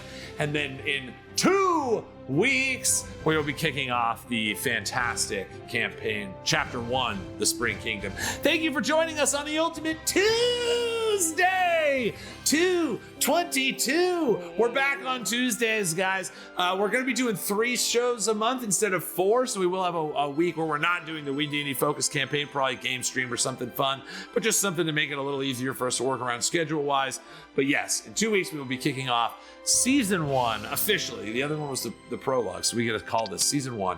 The Spring Kingdom chapter of Ganjaria. We'll be having 5 chapters and we'll learn all 5 kingdoms. Holy shit, guys. Thanks for being here. We do have us a little ritual we like to do around here. Maybe you heard about it. Maybe you haven't. But we like to take a lighter like this tiger one I've got right here. Like the WeeDnD one that Jake's got right there. Like the D20 with the lightning bolt one that Abby's got. Like the WeeDnD hat that Drew's got right there. Like the WeeDnD mason jar that I'm holding here.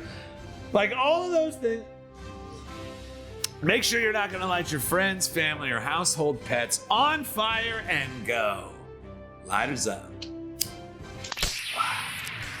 Thank you guys so much for session zeroing with us. We will fucking see you next time. Next Tuesday. Guys, it's the ultimate Tuesday. Tuesday, baby. Tuesday. He couldn't have come back any different day. It had to be today. So